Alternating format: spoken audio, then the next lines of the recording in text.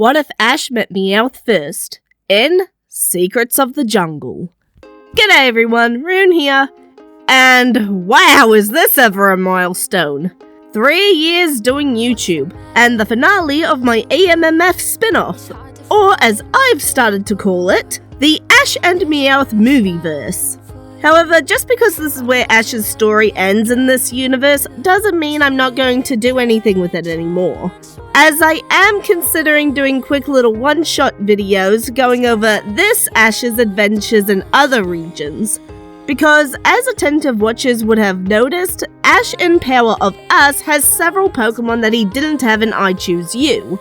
This is because this Ash has gone to other regions and had other adventures in between the two movies. And while the canon movies didn't bring in any Pokemon aside from Pikachu to avoid them being connected in any way to the main anime, not having them be called in to help with the disaster didn't make sense with this version of Ash. So yeah, there's extra Pokemon are references to off-screen adventures, which I'm considering turning into on-screen adventures. If any of you are interested in hearing those adventures, please let me know in the comments below. Ooh, that rhymed! Now, with all of that said, let's begin the story. Deep within the jungle of Okoya, a pack of Zarude swing from tree to tree until they come to their destination, a small field of berry trees where several Pokemon are gathered, partaking in the berries. However, this peaceful moment is soon disturbed as the clan of Zarude swing in, chasing the other Pokemon away from the berry trees and shoveling fruits into their mouths. The frightened Pokemon watch on helplessly as the large monkey-like Pokemon ravage the berry field, heedless of the berry pieces falling to the jungle floor completely wasted. One of the Zarude notices the Pokemon huddled together and roars at them, frightening them into running away. The clan's mocking laughter is cut off as they hear an unfamiliar sound in the distance. Unusual sounds usually mean humans, and humans mean bad news. As the clan begin to move to head back to their home, one stands in place looking towards the direction the sound had come from. Noticing his clanmate standing there, another Zarude gets his attention, telling him to hurry up. Turning to his clanmate, he tells him he's coming. He's about to follow his clanmate through the trees when he hears something. It's faint and strange, yet it also feels oddly familiar. It also feels like something is calling him. Silently, he follows it, the feeling always just a little out of reach. After a while, something else begins to reach his ears. The sound of crying overlaps the strange feeling, drawing him to the river. A small series of waterfalls coat the area in mist and create enough noise that, if Zarude were not actively listening for even the smallest of sounds, he would not have heard the cries. On the bank of the river is a strange metal cylinder, where the cries are coming from. Lying inside the cylinder, on a bed of plush velvet, is a small human baby, with burgundy hair and turquoise eyes, wearing a yellow onesie and a strange necklace. Curiosity getting the best of him, he approaches the baby cautiously. The sight of Zarude surprises the baby, causing him to stop crying and encouraging Zarude to come close enough to sniff at him. The breeze caused by Zarude sniffing elicits giggles from the babe, who attempts to reach out to Zarude. Seeing the movement, Zarude quickly jumps away, causing the baby to roll out of the cylinder and onto the bank. Dislodged from the bank by the baby's movements, the cylinder is quickly swept away by the river, leaving the infant behind. Clumsily, the infant attempts to get to his feet, only to fall onto his nappy-cushioned butt while giggling. Zarude tilts his head at the baby, completely out of his element, causing the baby to mimic him, tumbling over onto his side. Just as Zarude is about to approach the baby to help him, he sits up on his own, his back now to the large monkey Pokemon. Deciding that this is absolutely not his business and well outside of his pay grade, Zarude turns around and begins to walk away, fully intent on leaving the baby for his parents to find him. Before he can go too far, however, a pair of tiny hands grabs painfully onto his ears. Grabbing onto the baby, who has somehow managed to climb up onto his back while he was walking away, he begins to tug while spinning in a circle, trying to dislodge the baby's grip on his ears. All the while, the baby laughs happily, clearly amused by Zarude's behavior. With a final strong tug, he finally manages to get the baby to let go of his ears, only for him to lose his grip on the child, sending him flying while he's still giggling. Panicking, Zarude takes off after him, running face first into a tree in his mad dash to catch the baby. Catching the infant in one large hand, he tries to keep him still, only for the baby's wriggling to cause him to slide down Zarude's arm bottom first, resulting in Zarude getting a whiff of soiled baby nappy. Collapsing from the skunk tank level of stink, Zarude's only thought is that it seems that this is now his problem. Carrying the now sleeping baby in one large hand, Zarude swings through the jungle until he arrives at the heart tree. There, he finds two of his clan fighting while the others cheer on the spectacle. As he walks down one of the tree's great branches towards the healing spring where the elder sits, others turn to him, having picked up on the unfamiliar scent of the child he's carrying. When he's halfway to the spring, another Zarude, bigger than himself, broader, with vines wrapped around his shoulders, drops down from one of the higher branches in front of him. Giving the smaller Zarude a look, he asks what he's carrying. Wanting to avoid a confrontation, he simply tells his clanmate that he's come to speak to the elder about it. His hopes of speaking to the elder without any trouble from his clanmates is short-lived, however, as he turns to the sound of a loud thud behind him. Looking over his shoulder, he heaves a sigh as he sees a slightly smaller and more scraggly Zarude approaching him. This one he recognizes as being very confrontational and always looking for a fight. The scraggly one walks around to face him from the front, baring his teeth as he asks if he's forgotten that outsiders aren't allowed in their territory. Before things can escalate into a fight, the elder approaches them, telling them all to calm down before asking Zarude what he's brought. Bowing to the elder, Zarude shows him the baby that he's carrying, still asleep.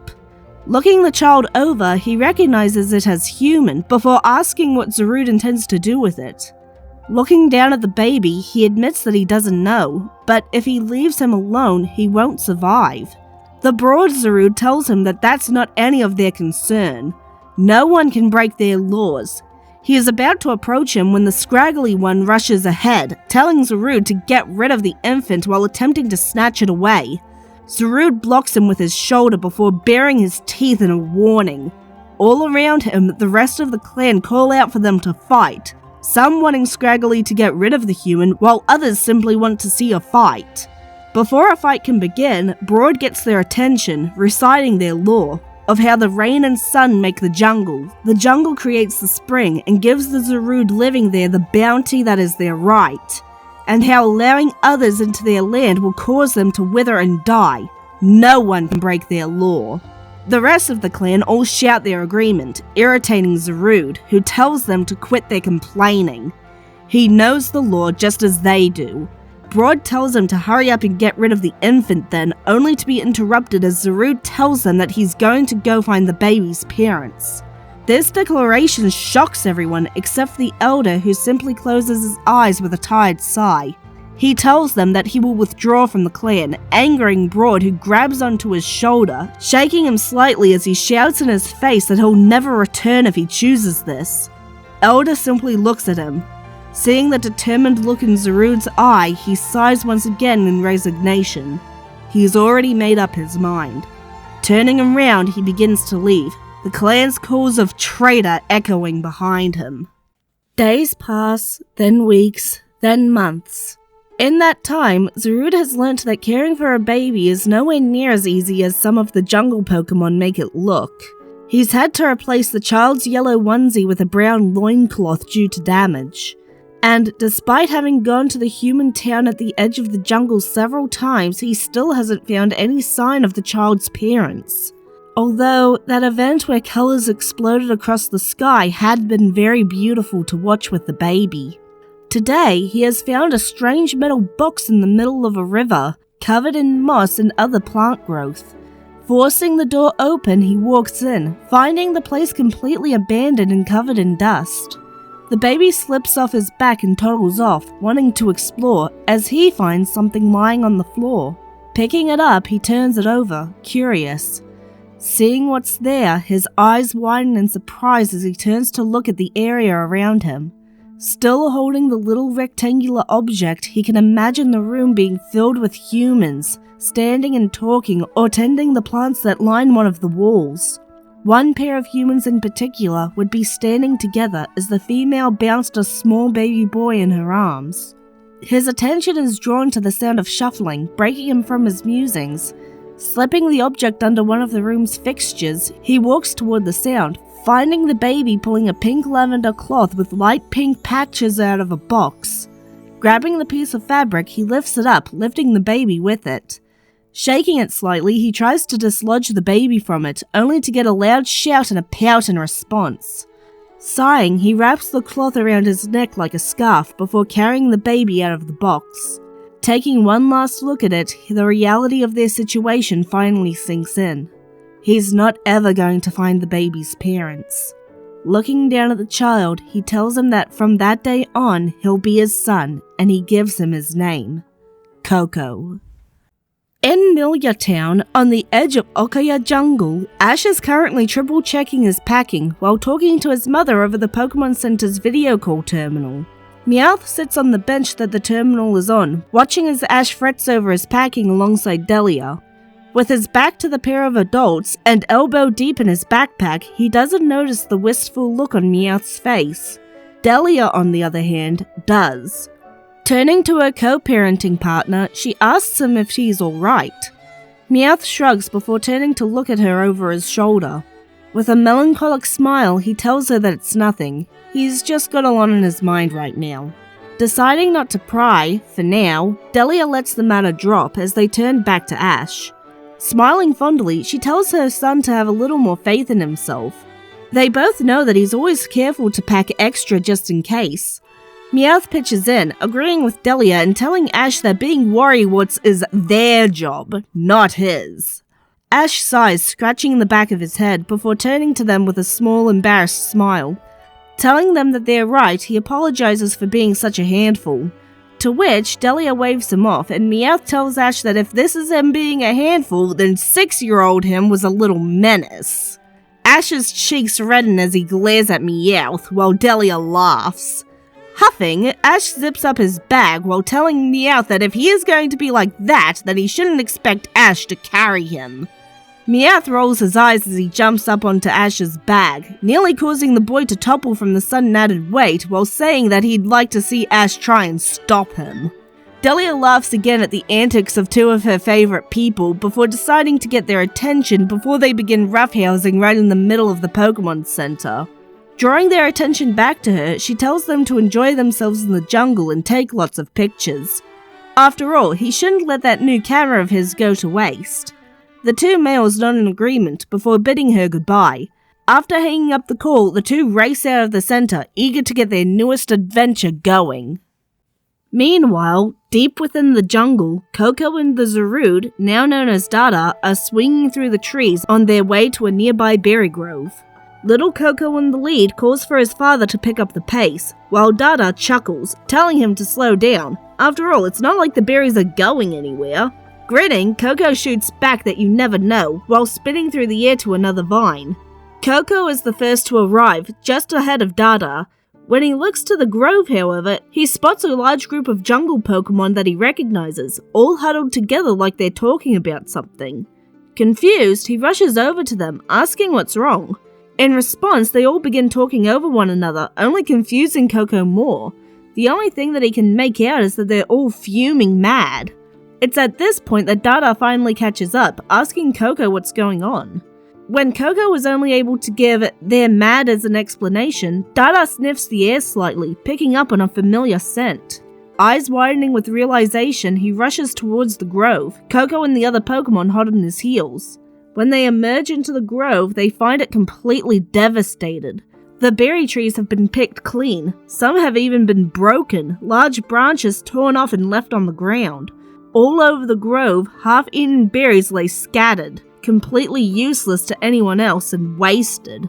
Moving further into the grove, Dada picks up one of the half-eaten berries and gives it a sniff, recognizing the scent of his former clan. Why are they coming all the way out here? This area of the jungle is closer to the human settlement than to the Heart Tree. Surely there are berries much closer than here, so why?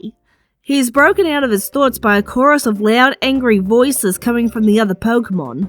Turning around to face them, he gives them an annoyed look while telling them to stop yelling at him. He had nothing to do with this. His words fall on deaf ears as the Pokemon continue to shout at him. Losing his temper, he slams his hands on the ground, shouting that he'd been looking forward to having some berries with his son before leaping at them and letting out a bellowing roar. In fright, the Pokemon all run away, leaving the father-son duo behind. Coco walks up to his dad, aiming to comfort him until his stomach growls. He's so hungry. Sitting on the ground, he looks at one of the half-eaten berries, with its seeds still lodged in the uneaten half. Trotting over to it, he picks it up, an idea taking shape in his mind. A smile forms in his face as excitement floods his veins. Spinning in a circle, he tells his data that he's just thought of the best idea. They can make their own place, a place where berries grow. Dada looks at him in confusion for a moment before the idea suddenly clicks in his head. This is a great idea. There's seeds inside of all the half-eaten berries that the Zarude clan left behind, so they won't need to look very hard for them. Coco grins while jumping in joy at his Dada's compliment of his idea. On a roll, he says that they can put it right near their nest. The Zarude clan never come near there, and once the trees are grown, everyone can eat them without worrying about the Zarude clan coming along and taking them all. Dada grins. Only his son could come up with an idea like that.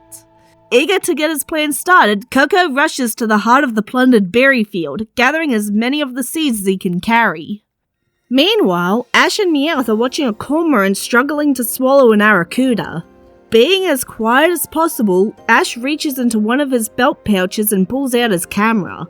With great care, he lines up his shot to take a photo, just as the cormorant has another attempt at swallowing the far too big fish Pokemon. The Pokemon must have heard the noise of the shutter as it immediately drops its quarry and takes off. Ash sighs, disappointed that he wasn't able to get more photos. Flipping through the photos that he's already managed to get, he wonders what type of Pokemon his friends are meeting right now. The sound of rustling draws his attention to a shiny Flapple flying downstream. Smiling, Ash thinks of Margot and wonders if she'd like a picture of the dragon type. Seeing it getting further away, he chases after it, with Meowth hot on his heels. With his focus on getting the picture of Flapple, he almost trips over some kind of metal device lying in the middle of the footpath, only avoiding it thanks to Meowth's warning. Confused at seeing the human-made device, he stops in his tracks to look at the thing with a frown, wondering where it came from. His question is soon answered as he's approached by a blue-haired woman. She asks if he's okay, having seen him almost trip over the equipment that her team left in the middle of the path. After assuring her that he's fine, he introduces himself and Meowth to her. The woman, who introduces herself as Sharon, is surprised to see a Pokemon that can talk, asking if he's perhaps from this jungle. Meowth tells her that he's not, disappointing her, as the possibility that this jungle can cause Pokemon to have the power of speech would be an incredible discovery. Curious, Ash asks if there's anything in particular that they're researching about the jungle. Sharon says that there is, but she's not really at liberty to say what it is. Ash understands and excuses himself to let her get back to her research. Meanwhile, Coco and Dada are starting their berry field, having found the perfect location in a hollowed-out stump of an old tree near their home. As Coco buries the last of the seeds, Dada pulls off some of the vine from around his forearm. Then, he crushes it in his hands before allowing the fragments to fall onto the patch of dirt where the seed rests. As the last of the glowing fragments settle, a fresh, green sprout emerges from the dirt. Coco smiles happily at the sight of the seedlings, excited for the trees that they'll become. Seeing his son's excitement, Dada shakes his head in amusement, reminding his son that they won't be ready for some time yet. This reminder makes Coco look at his arms, with their fake, brown vines wrapped around them. Softly, he wonders when he'll finally be big enough for his vines to grow in. Patting Coco on the head, Dada tells him that he doesn't need to worry about that. Whether they grow in or not, he'll do well either way. Before Coco can respond to this, Hoothoot arrives, telling Coco that there's trouble. Worried, Coco tells Dada that he'll be right back before taking off after Hoothoot. Dada watches as Coco races off, completely ignoring his calls for him to wait. With a sigh, he turns to look at the cluster of seedlings. He guesses he really shouldn't be all that surprised by this. When Coco arrives at where Hoothoot has been leading him, the first thing he sees is Pangoro and Flygon going at it again. This is the third time this week those two have decided to duke it out. He gets that they're rivals, but seriously, a little restraint would be nice. The next thing he notices is that Flygon is moving strangely. One of his wings is drooping, each flap shallow and stilted.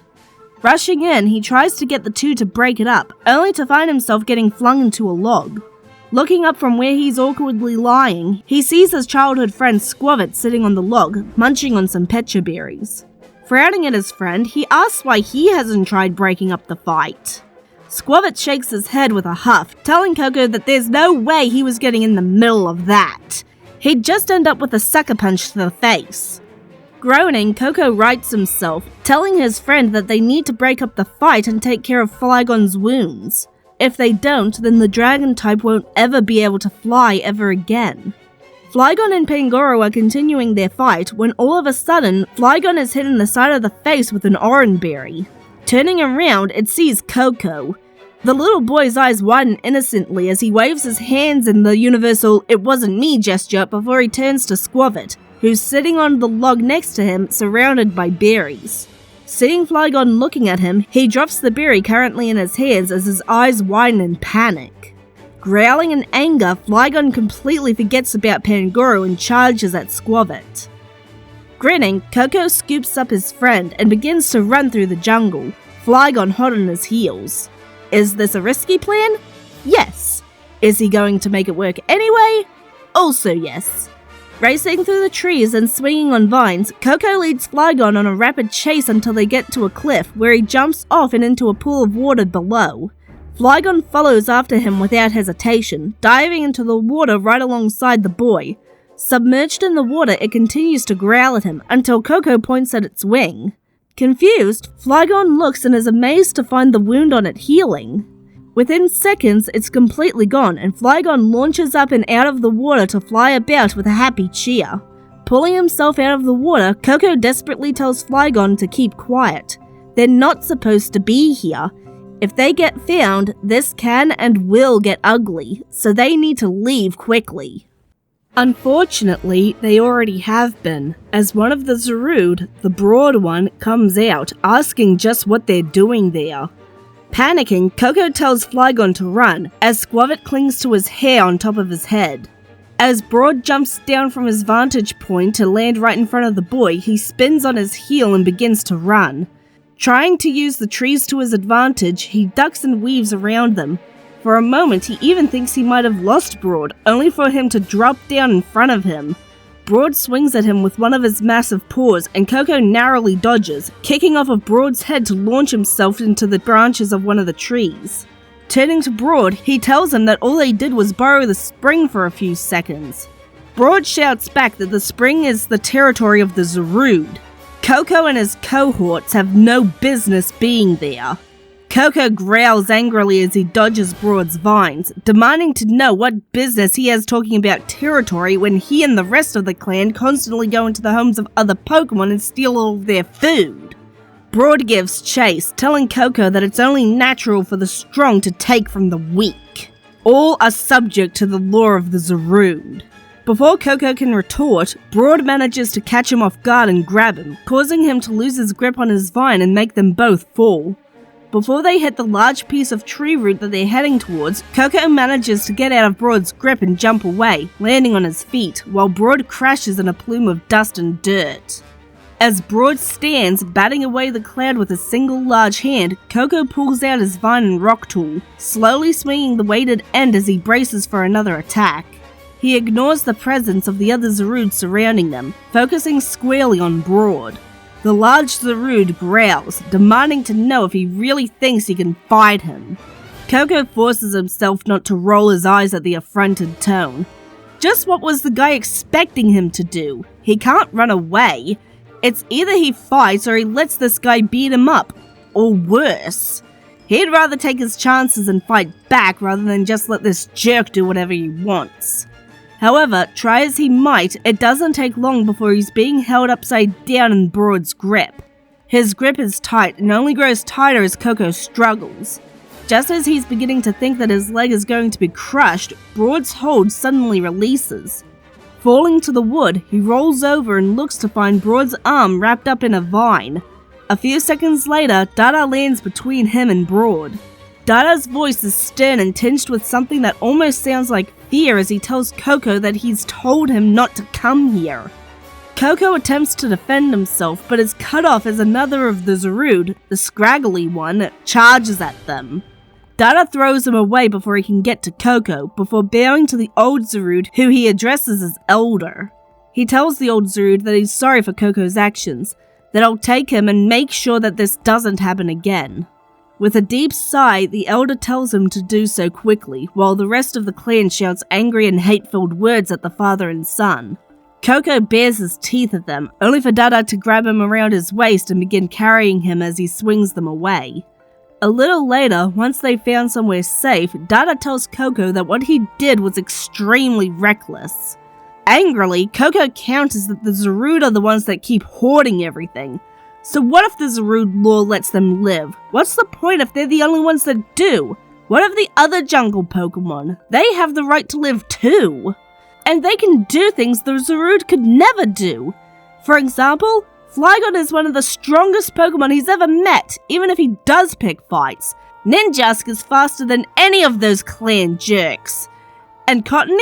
The moment they decide to stick together, nothing can break them apart. Dada smiles indulgently, having heard this particular rant about 100 times before, while telling Coco to calm down. Coco frowns, asking if it's really that bad. Patiently, Dada tells him that it is to the Zarude.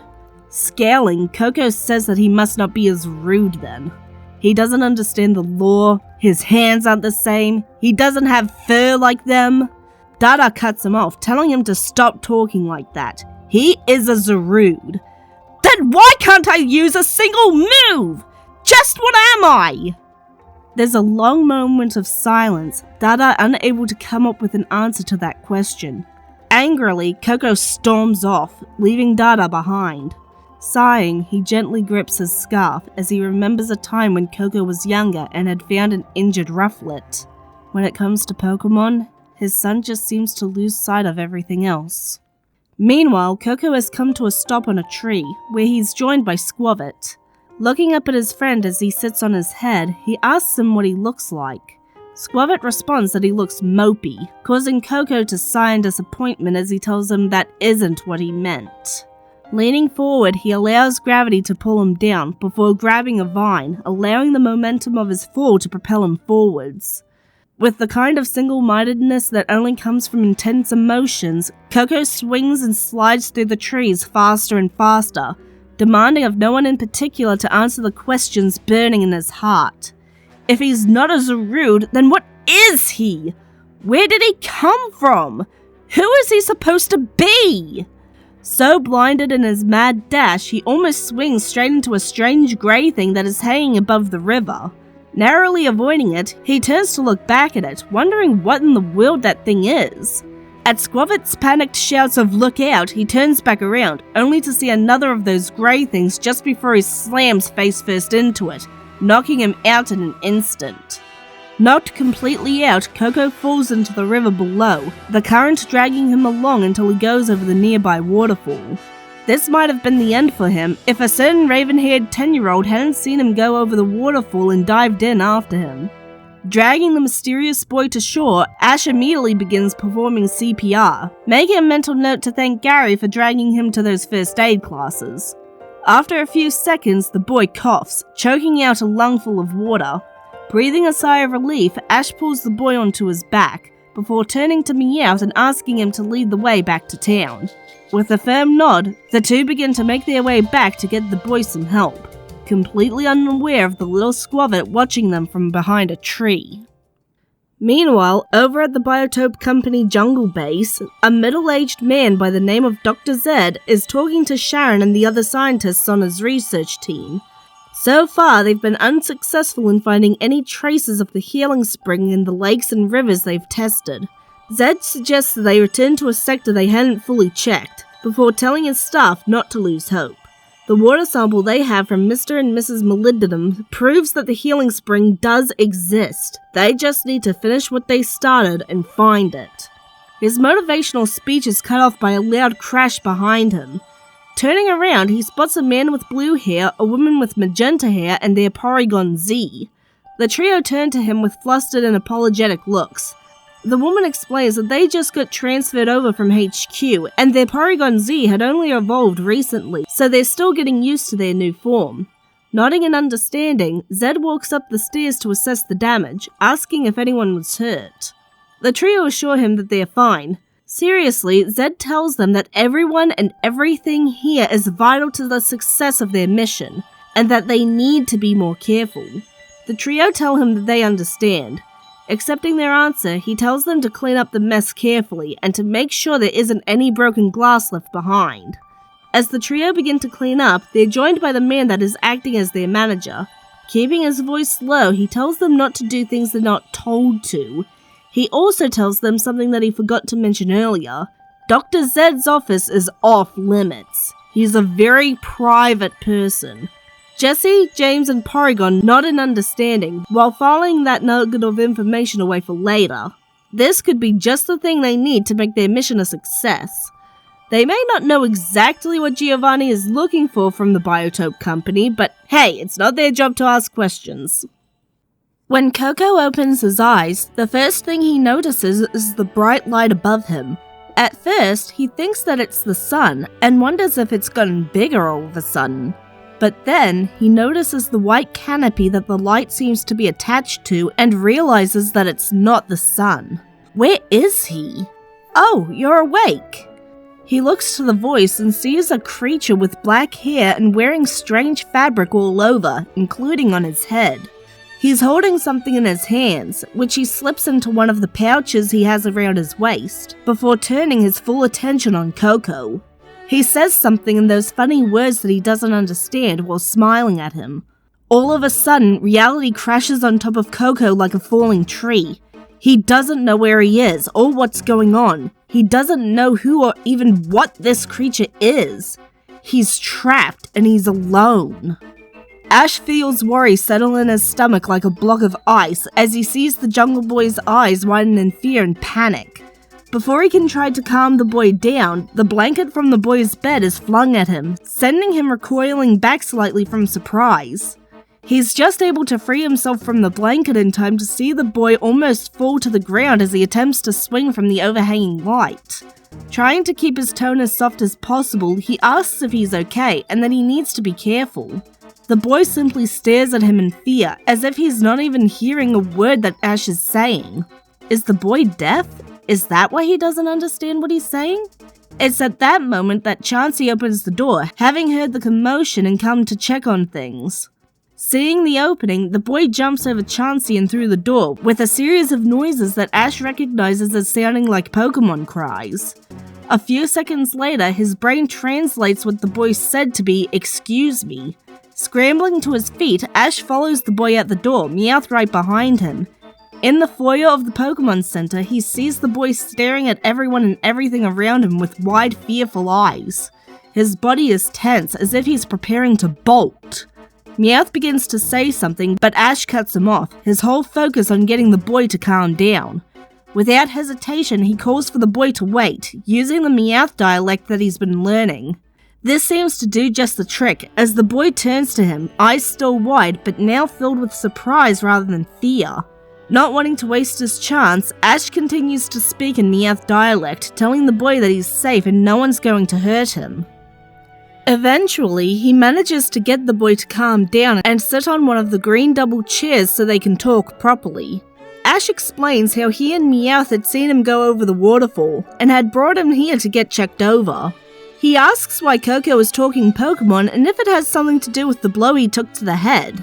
Coco frowns, saying that he could ask Ash the same thing. Ash chuckles, admitting that he's got a point, before explaining that Meowth has been teaching him Meowth dialect for about a year now. He's still not completely fluent yet, but he's getting pretty close. It's pretty convenient for when he needs to talk to his Pokefam and Meowth isn't available to translate. Coco tilts his head in confusion, asking what he means. Ash reaches into one of his belt pouches and pulls out his camera. After flipping through it for a few seconds, he holds it out to Coco, showing him a photo of roughly a dozen Pokemon, a woman with long brown hair, a man with black hair just like Ash's, Ash and Meowth. Ash explains that it's a picture of his family. Some think of their Pokemon as friends or partners, but for him, they were, are, and always will be his family. Putting his camera back in its pouch, Ash then leads Coco outside to show him around town. The first thing that catches Coco's attention is the Pokeballs that the other humans around them are using. Turning to his new friend, he asks what they are, and Ash explains, calling them devices that allow Pokemon to be kept in safe pocket dimensions and are usually used for ease of travel. He, on the other hand, only uses them as a precaution, and never keeps any of his Pokefam in them if he can help it. With that, they continue on their little tour of Melia Town, with their first stop being the clothing store, where Ash buys Coco a new outfit so that he'll stop getting so many looks from nosy individuals that can't mind their own business. As they're heading to their next destination, Coco spots a child eating an ice cream cone, perking his curiosity. Noticing this, Ash shifts their trajectory a bit, bringing them to a small ice cream stall and getting each of them a 3-scoop cone. Once they're done with their treat, they make their way over to a nearby park, where a Pokemon band is giving a performance, and Ash shows Coco how to dance. Then, while on their way to an arcade that Ash had heard about, they stumble across a Pokemon battle and decide to watch. Eventually, the sun begins to set, so the little group sits and admires it from a pair of benches near the stairs leading to the Pokemon Center. For a few moments, everything is quiet as the trio simply enjoy the beauty of the sunset. Until Coco's head snaps up, drawing Ash and Meowth's attention. A little worried, Meowth asks what's up. Coco tells them that he can hear someone crying in distress. It sounds like a phalanx. Quickly, they all get up from their seats and begin to run in the direction that Coco had heard the cries. Ash commenting that Coco has some impressive hearing on the way. Eventually, they arrive at a set of large cement pipes surrounded by some men and a group of phalanx. Rushing up, Ash asks the man that seems to be in charge of the others what's going on. The man tells him that the phalanx aren't letting them set up the fireworks, and they're running out of time. Turning back to the phalanx, he tells them to form up and move out, making Ash frown. He then turns to Coco, who's talking to one of the phalanx. Crouching down to him, he asks his friend what the phalanx have told him. Coco turns to Ash with a pensive look. He explains that one of the phalanx is trapped in one of the firework barrels. They don't know which one. Coco is about to rush off to find the phalanx when Ash places a hand on his shoulder to stop him. Turning around, he sees Ash holding out a long length of rope to him. Catching on, Coco takes it with a grateful smile. With rope in hand, he jumps to one of the crates of fireworks and begins to sniff the air, trying to pick up on Phalanx's scent. He can hear the voice of the man that Ash had been talking to behind him, but ignores it. He's just hearing Ash's voice, probably telling the man what's going on, when he picks up on Phalanx's scent. Jumping from barrel to barrel, he reaches the one on the far left side, covered with a cloth. He yanks the cloth off and looks inside, breathing a sigh of relief as he sees the missing phalanx. Pulling himself on top of the barrel properly, he ties one end of the rope around his waist before tossing the rest to Ash. Realizing what Coco is about to do, Ash quickly grabs the rope and winds some of it around his left arm while keeping his right hand free. He braces himself just before Coco dives into the barrel, the sudden jerk of weight nearly pulling him over. Thankfully, he manages to keep his footing and his hold on the rope. He is soon joined by the firework workers, who all grab onto some of the rope that he's not holding and begin to pull. Within moments, Coco is back at the top of the barrel holding Phalanx up for them all to see. Grinning smugly and ignoring the slight rope burn on his arm, Ash turns to the boss and tells him, "Told ya." Smash cut to later, night has fallen and our little group is standing on a grassy hill as the first of the fireworks is launched into the sky. The sudden loud boom startles Coco, making him fall over in surprise. Ash had already explained what fireworks are and warned him that they are loud, but he hadn't expected them to be that loud. Looking over at Ash, he can tell the other boy is struggling to hold back laughter, his camera in his hands. Before he can say or do anything more than narrow his eyes and pout, something licks his cheek, causing him to jump away in shock. Looking over, he sees that what licked him is a baby Wooloo, an old man in a double close behind it. Smiling, the old man turns to the fireworks workers, commending them on the show that they're putting on. Addressing the old man as Mayor, the boss thanks him but gives the credit to Ash and Coco as the ones that saved Phalanx. Smiling, the mayor thanks the boys, tipping his hat to them as he expresses his relief that they were able to get the fireworks ready in time. Now they can all make their wishes to Celebi. Surprised, Ash asks what the mayor is talking about. Chuckling, the boss tells the young boy that Celebi just so happens to be the jungle guardian. The mayor gives a melancholy sigh at this, saying that the mythical hasn't been seen in a very long time. He fears what this might mean for the jungle, as Celebi is said to only appear when all is peaceful and right. However, there is another story, that when Celebi last showed up, it brought with it an egg from the future and left it behind deep within the jungle. Ash comments that sounds very similar to the stories told about Celebi in the Johto region. He wonders if there are multiple Celebi or just one that's sighted in multiple places because of its time travel abilities. The mayor smiles at Ash, saying that whether it's one Celebi or many, he just hopes that it will one day return and bless all the people in Pokemon of their little town with a bright future. After all, that's why they launch their fireworks display every year. Meanwhile, deep in the jungle, Squavit has finally arrived at Coco's home, where Dada is lightly dozing. Hearing the little squirrel Pokemon's approach, he immediately sits up, hoping that it's Coco, finally returning home. Upon seeing Squavit, he immediately deflates, asking what the little guy is doing out so late. Squavit begins to talk at lightning speeds, his words jumbled and frantic and not at all understandable. Sighing, Dada cuts the little guy off, before telling him to start again from the beginning. Slower this time. Back over with Ash, Coco, and Meowth, the trio are walking down the path back to the Pokemon Center, with Ash flicking through the massive new photos on his camera. Looking at the camera over Ash's shoulder, Coco asks why the Raven took so many photos to begin with. Before Ash can respond, Meowth begins to snicker, drawing the boys' attention. Ash goes rigid as he sees the smirk and gleeful glint in Meowth's eyes. That is a look that he has learned to dread. Before I can attempt to derail the conversation, Meowth tells Coco that the Raven took so many photos because he's going to be going over them with a fine-tooth comb to find the best ones to show to the rest of the family next time they're home. He can already hear the adorable rambling about the amazing day that he had with his new friend. Ash's face turns scarlet as he hisses for Meowth to shut up. Meowth's smirk simply widens as he continues to talk about all the bragging Ash is going to do over making a new friend. He only cuts off when Ash dives for him, intending to cover the cat's mouth with his hands. Meowth dodges away with an amused cackle while Ash gives chase, his whole face a deep crimson. Coco watches on silently as the two bicker and tease. In his mind's eye, the scene of Ash and Meowth overlaps with another scene, where he'd be climbing all over Dada while the larger Zarude held something out of Coco's reach. Coco's eyes widen as the streetlights come on, illuminating his face. Ash is just making another grab for Meowth when both of their attention is drawn to Coco as he climbs a nearby traffic light. Confused and worried, Ash calls up to his friend, asking what's going on. When Coco doesn't respond, Meowth pitches in, telling the other boy that if he's looking for something, it might be better to look for it from the ground. After another moment, Coco jumps down, turning to Ash and Meowth and asking them to come with him back to the jungle.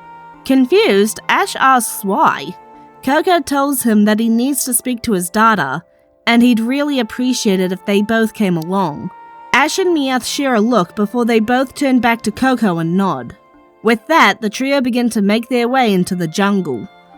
Slowly, they begin to make their way deeper and deeper into the jungle, the only light coming from the moon and stars high above them, breaking through the canopy of branches and leaves. At one point, Ash makes a joke about how surprising it is that Meowth is not nagging him about his bedtime, to which Meowth shoots back, asking if Ash would like him to start. No no, that's fine. Coco looks at the two over his shoulder with a chuckle before his attention is drawn to the sound of scurrying in front of him. Turning to look ahead, he spots Squavit rushing across the bent tree trunk. Before he can even greet his friend, the little squirrel falls from his perch, smacking his head when he lands on the hard ground. Before Coco can ask if he is alright, Squavit is already talking a mile a minute, telling Coco about how his father was about to come and rescue him from the humans. It's at this moment that he spots Ash and Meowth behind Coco, his eyes widening and his mouth hanging open as he points at the two. Ash tilts his head at the little Pokemon, asking what exactly Coco would even need saving from. Before Coco or Squavit can answer, something wraps around Ash and Meowth's legs, pulling them back and up until they are hanging upside down from a tree behind them. Ash gives a startled shout while Meowth lets out a yelp. Ash is just about to reach for his pocket knife when something lands on the branch that he and Meowth are hanging from with a thud. Craning his neck to look up, Ash sees a large monkey-like Pokemon that he's never seen before. He hears Coco say the word Dada and realizes that this must be Coco's dad. That explains a lot. Coco's Dada jumps from the branch, telling the boy that he's safe now. Ash glares at the back of the Pokemon's head as he can feel blood rushing to his own, both from anger and from being upside down. Switching into Meowth dialect, he snaps at the big Pokemon that Coco didn't need any saving in the first place. Noticing how red Ash's face is getting, Meowth offers to cut him down before he passes out from all the blood rushing to his head. Taking a deep breath, Ash thanks him for the offer but tells him not to worry, he's got it. He pulls his knife out of his pocket and cuts the vines tying his legs with one swift movement, which Meowth does the same to the vines binding him with his claws. The two drop down, easily landing on their feet. Dada stares at the little raven-haired boy and Meowth in shock. A human child that isn't Coco speaking a full Pokemon sentence? And a Pokemon speaking full human sentences? Has the whole world turned upside down for some reason? He shakes himself out of his shock to glare at the boy, telling him that humans are not allowed in the jungle. Ash raises an eyebrow at him, preparing to do something stupid like sass a Pokemon more than twice his size when Coco speaks up. Then why am I here? Dada spins around to stare at Coco, Ash and Meowth completely forgotten, as he asks Coco what he's talking about. Coco glares at Dada as he shouts that he's a human, isn't he? Ash watches on with wide eyes as Coco continues to shout at Dada, demanding answers about why he never told him about humans, why he lied to him. Shifting awkwardly, Ash attempts to interrupt the shouting, asking if the father-son duo would like for him, Meowth, and Squavit to relocate to a nearby tree so the two can have some privacy. Meowth sighs in fond exasperation beside him, as Ash is promptly ignored. Eventually, the shouting stops and there's a long moment of uneasy silence until Dada finally breaks it. He'd known, deep down, that this would happen sooner or later, but he'd hoped that he'd have a little more time. But Coco is right. He's not Zarude. He's human. Coco glares at Dada, demanding to know where he came from, who he is. Silently, Dada gestures for them to follow him. Meanwhile, over at the Biotope base, Jesse, James, and Porygon are attempting to access the database. So far, all that James has been able to find is that the research was shut down 10 years ago after an accident. Every time he tries to go deeper, he finds himself tripping over a security alarm or a firewall. They all seem to be centered around the doctor's PC. This news causes Jesse to grin manically. This smells like something juicy. After all, the one thing they were told not to do is go into the doctor's office. Combine that with the extra security around the guy's PC, and there's no way he's not hiding something. This has got to be good. Back over with the others, they've just arrived at a metal building in the middle of a river, covered in growth and looking like it hasn't been touched in years. Following Dada inside, the boys look around at the space, filled with desks, bookshelves, and overgrown potted plants. Ash holds a hand to his nose to stop himself from sneezing as their movements disturb a layer of dust. Dada sits on a desk at the far end of the room as he waits for everyone to be inside. Then, he begins to explain how he'd found Coco. It had been raining, and he'd been all alone, lying in a strange box. There weren't any other humans around, and all he had were the clothes he was wearing and a strange little necklace. He pulls the necklace in question out from the folds of his scarf, where he'd been keeping it safe. He tosses it to Coco, who catches it before looking at it carefully. It's a small necklace, made of green beads and a strange metal ring. Looking up, Coco asks why Dada took him with him. After a pause, he admits that he doesn't really know. Perhaps it's because Coco reminded him of himself. He'd never known his own family or where he came from either. Something inside him just refused to leave Coco there. With those words, he jumps down from the desk and reaches under it for something. Straightening up, he slides the thing that he'd grabbed over to Coco across the ground. Coco recognizes it as what Ash had described as a photo frame. After rubbing off the dust covering the glass, he comes face to face with a pair of older humans holding a baby. The woman has long green hair tied up in a style that somehow manages to look both neat and messy, her eyes the same ice blue as his. The man next to her looks like an older version of Coco. He can tell, even without Dada saying it, that these must be his parents. Dada continues his story, explaining how he'd gone looking for Coco's parents so he could return Coco to them. That search led him here. He thinks that this must have been his family's nest. However, by the time he found it, it was already in this state, long abandoned. It was at that moment that he realized that he'd be raising Coco on his own. In hindsight, perhaps that choice had been a mistake. In the end, he still ended up making Coco cry. Coco stares at Dada, unable to find his words. All he can do is stare and silently shake his head as Dada continues. He tells Coco that that's the whole story as he knows it. Now, the rest is up to Coco.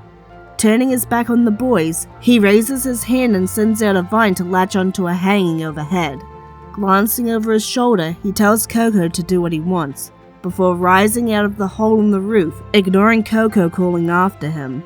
Seeing this, Ash turns to Meowth, but before he can say anything, the Scratch Cat turns to the door, telling him that he already knows what he's going to ask. He tells Ash to leave this to him. Ash just needs to keep himself and Coco out of trouble. Ash nods and watches as Meowth leaves to follow Dada. Meanwhile, back over with Team Rocket, Porygon is currently hooked into the security panel connected to the door to Dr. Zed's office. One of the perks that came with Pory's evolution is the ability to act as a 3D printer. So, with him hooked into the panel, he should be able to hack in and print them out an access key. After several long hours, he finally manages it and prints out an access key, which is quickly snatched up by Jessie in excitement. James tells her to be careful while an exhausted Porygon floats sluggishly away from the panel. Porygon only had enough energy for one of those. They can't lose it or they'll have to wait for Porygon to recharge. Jessie tells him to stop being such a worrywart. It's not like she's gonna break it. At that moment, she trips, causing her to lose her grip on the access key. As the key begins to tumble down the nearby staircase, Jessie and James take off after it in a panicked rush, while Porygon follows them at a sluggish crawl. Just as it looks like the key is about to smash on the ground, a blur of blue snatches it up. Jessie and James stare as the blur is revealed to be a Cramorant. Jessie praises and thanks the bird for catching their access key and is about to reach out and take it when the Cramorant swallows it. Jessie and James's screams of dismay ring throughout the facility as Cramorant flies away. Back over with Ash and Coco, Coco is sitting on top of the display cabinets between two desks, looking between the necklace and the photo, trying in vain to trigger some kind of memory about them. Ash looks up at him from his place on one of the old office chairs. Seeing the look on Coco's face, he takes a deep breath. You know, growing up, I used to get made fun of for seeing Meowth as a father figure. Coco turns to Ash with wide eyes. He'd thought that the way Ash and Meowth interacted reminded him of him and Dada, but he hadn't realized that Ash actually saw Meowth as a father figure. And for Ash to be picked on because of it, he doesn't understand. Ash continues the story, explaining how the other kids had made him feel like he was a freak or that he was betraying his father for seeing Meowth like that. Because even though he's not around often, he knows his dad loves him. But then, his dad told him something that he's always kept close to his heart. There's no such thing as a normal family. Every family has its own form of normal. So, love that family you have, no matter what anyone else says about it. Because it's yours. And it's home. Ash gets up from his chair and climbs up the desk to sit next to Coco. Bumping his shoulder with Coco's, he tells them that it's nice knowing someone else that has a family made up of humans and Pokemon. Coco stares at Ash for a few moments before he looks down at the items in his hands, Ash's words replaying in his head. Then, his eyes harden with resolve as he turns and begins to rummage through the items lying across the room. Startled, Ash asks what he's doing. Turning to his friend, his eyes burning with determination, Coco tells him that his family isn't complete yet. He has his dada, but his mama and papa are still missing. Ash meets Coco's determined look with one of his own and grins. Well then, we best get to work, shouldn't we? Jumping down from his spot, he joins Coco in rummaging through the shelves and drawers, along with Squavit. Until Squavit lets out a huge sneeze, blowing away the dust covering a section of the desk that he'd been looking at, and revealing a plastic card with a symbol that Ash recognizes. A series of squares inside each other, surrounded by two squares of color. Picking up the card, Ash shows it to Coco, telling him that he met someone with this symbol on her coat. She said that she was part of the Biotope Company. Coco's parents probably worked with them, so if they find their facility, they're sure to find someone that knows something. Coco grins. He's going to unite his family. Meanwhile, Dada is sitting in a tree, looking at the heart tree, the wind ruffling his fur as he silently sits. As another light breeze ruffles his fur, he catches the scent of another Pokemon approaching him. He stiffens instantly until he realizes who the scent belongs to.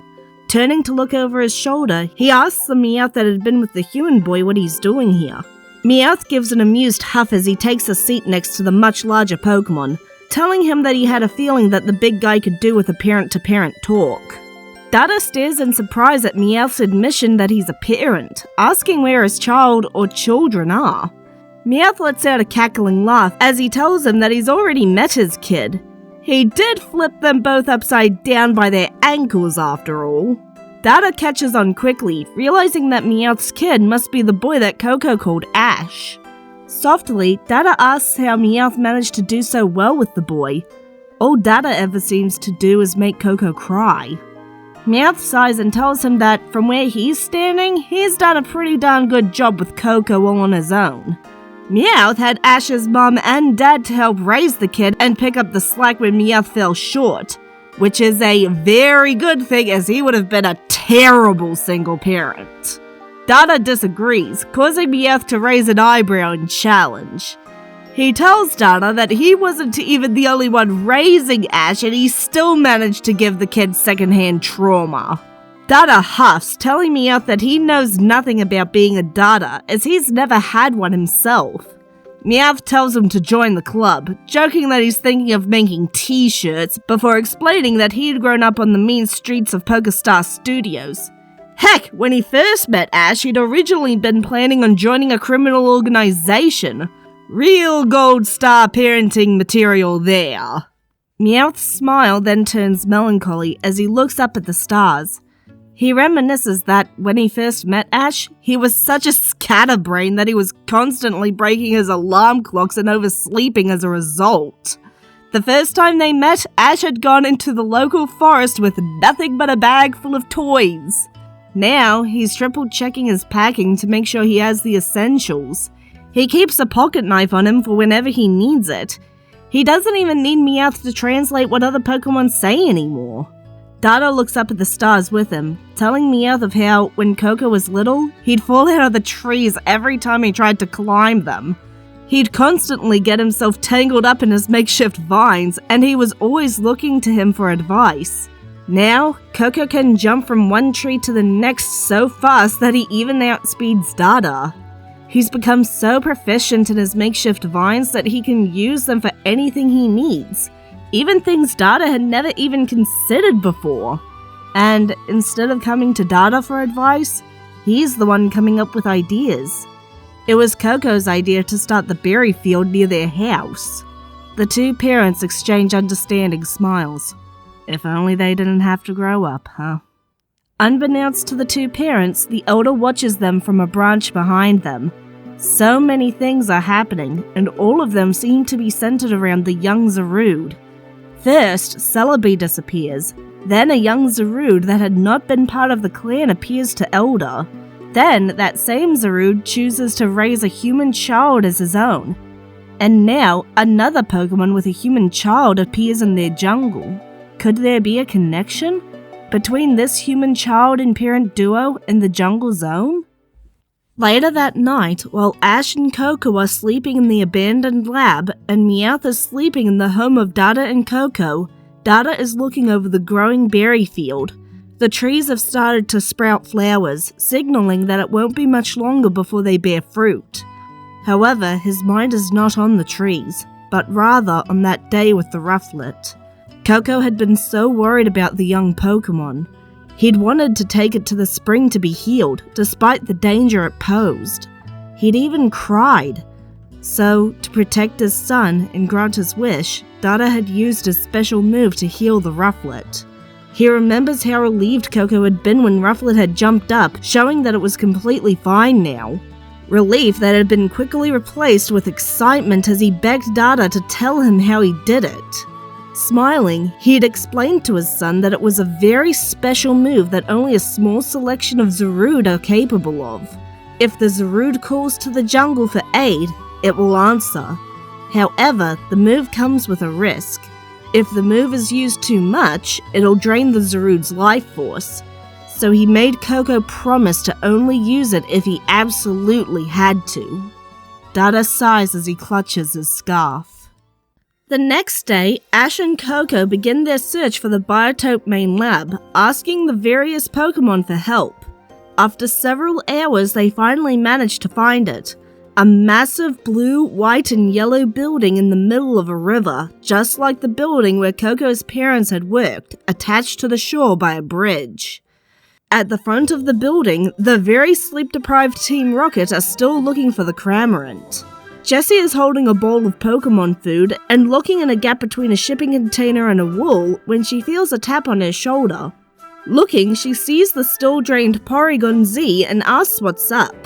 To which, he lethargically raises his other arm appendage to point at a pair of boys being led into the building by a woman with long blue hair, one of whom looks very familiar. Inside the building, Ash and Coco are led to a large room with a round table and chairs in the center. Ash explains to Coco what they are, interspersing their conversation with human words at Coco's request so he can, hopefully, talk to his parents himself. They're soon joined by Dr. Zed, who asks what it is that the boys need. Standing from his chair, Ash greets the man politely but stiffly before introducing his friend. While he reaches into his pocket to pull out the photo, he watches the man in front of him. He's not sure if it's just the vast number of people around them, the fact that Coco's hopes are riding on this man, or something else, but something has his nerves going haywire right now. He sees Zed's eyes scan over Coco's face before they flick down to the necklace he's now wearing. Something flashes in the older man's eyes, but is gone before Ash can identify it. Whatever it was, it's got Ash's nerves on even higher alert now. Quickly, he gets the man's attention, holding out the photo and asking if he recognizes the couple in it. Zed stares at the photo, asking where he'd found it and why he's looking for them. The questions cause the uneasy feeling in Ash's gut to intensify as he fights to keep his face neutral. He explains that they have reason to believe that the man and woman in the photo are Coco's birth parents. Zed heaves a sigh before looking at Coco and proclaiming that he is Al.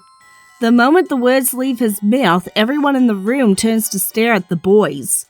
Ash stiffens as he shifts slightly closer to Coco, as the other boy does the same.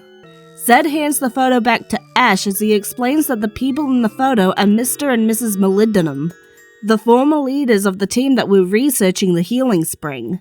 Seeming to completely forget about the original topic, Zed proceeds to explain to the boys about how the healing spring had been a legend, thought to be nothing but a fairy tale, until Mr. and Mrs. Molybdenum discovered evidence of it within the jungle. They had even managed to obtain a water sample from the spring itself. Ash feels a tug on his sleeve and looks at Coco over his shoulder. In a soft whisper, Coco asks what Zed is talking about. Realizing his mistake, Ash whispers back, translating Zed's speech in its entirety. Coco's eyes widen in a mixture of shock and fear as he tells Ash that the healing spring is a sacred place to everyone in the jungle. Even if Dada's former clan hoards its power for themselves, chasing away anyone that comes close, it's still not something that any of them would want knowledge of getting out. Ash nods, saying that it makes sense. He can only imagine the danger the jungle would be put in if the spring became public knowledge. Ash turns his attention back to Zed, who's watching the two with an intense expression that makes Ash's shoulders tense. Clearing his throat to get the man's attention, he tells him that that's all very fascinating, but they were rather hoping for something a little more relevant, like where they're currently working, if they live in the region, something like that. Zed blinks as if coming out of a deep thought before apologizing for going off track. Turning to Sharon, he asks her to fetch the scanner while he approaches the two boys. However, he stops after just a few steps as he notices Ash's feet shift ever so slightly into a defensive stance while Coco shifts to hide more fully behind him. Looking at the two boys, he only now notices the wary looks in their eyes. After a moment of thought, he comes to the conclusion that his ramble about the Molybdenum's research must have made the two uneasy. He apologizes for that before assuring the boys that he has no intention of hurting them. He turns to Al, holding out a hand and asking if he can examine his necklace. The brunette clutches at his necklace, repeating the word before saying something in a way that makes him sound like a Pokemon. Zed frowns as he watches Ash turn to Al and talk like a Meowth. Turning to the Raven, he asks what's going on, cutting off whatever game the two are playing.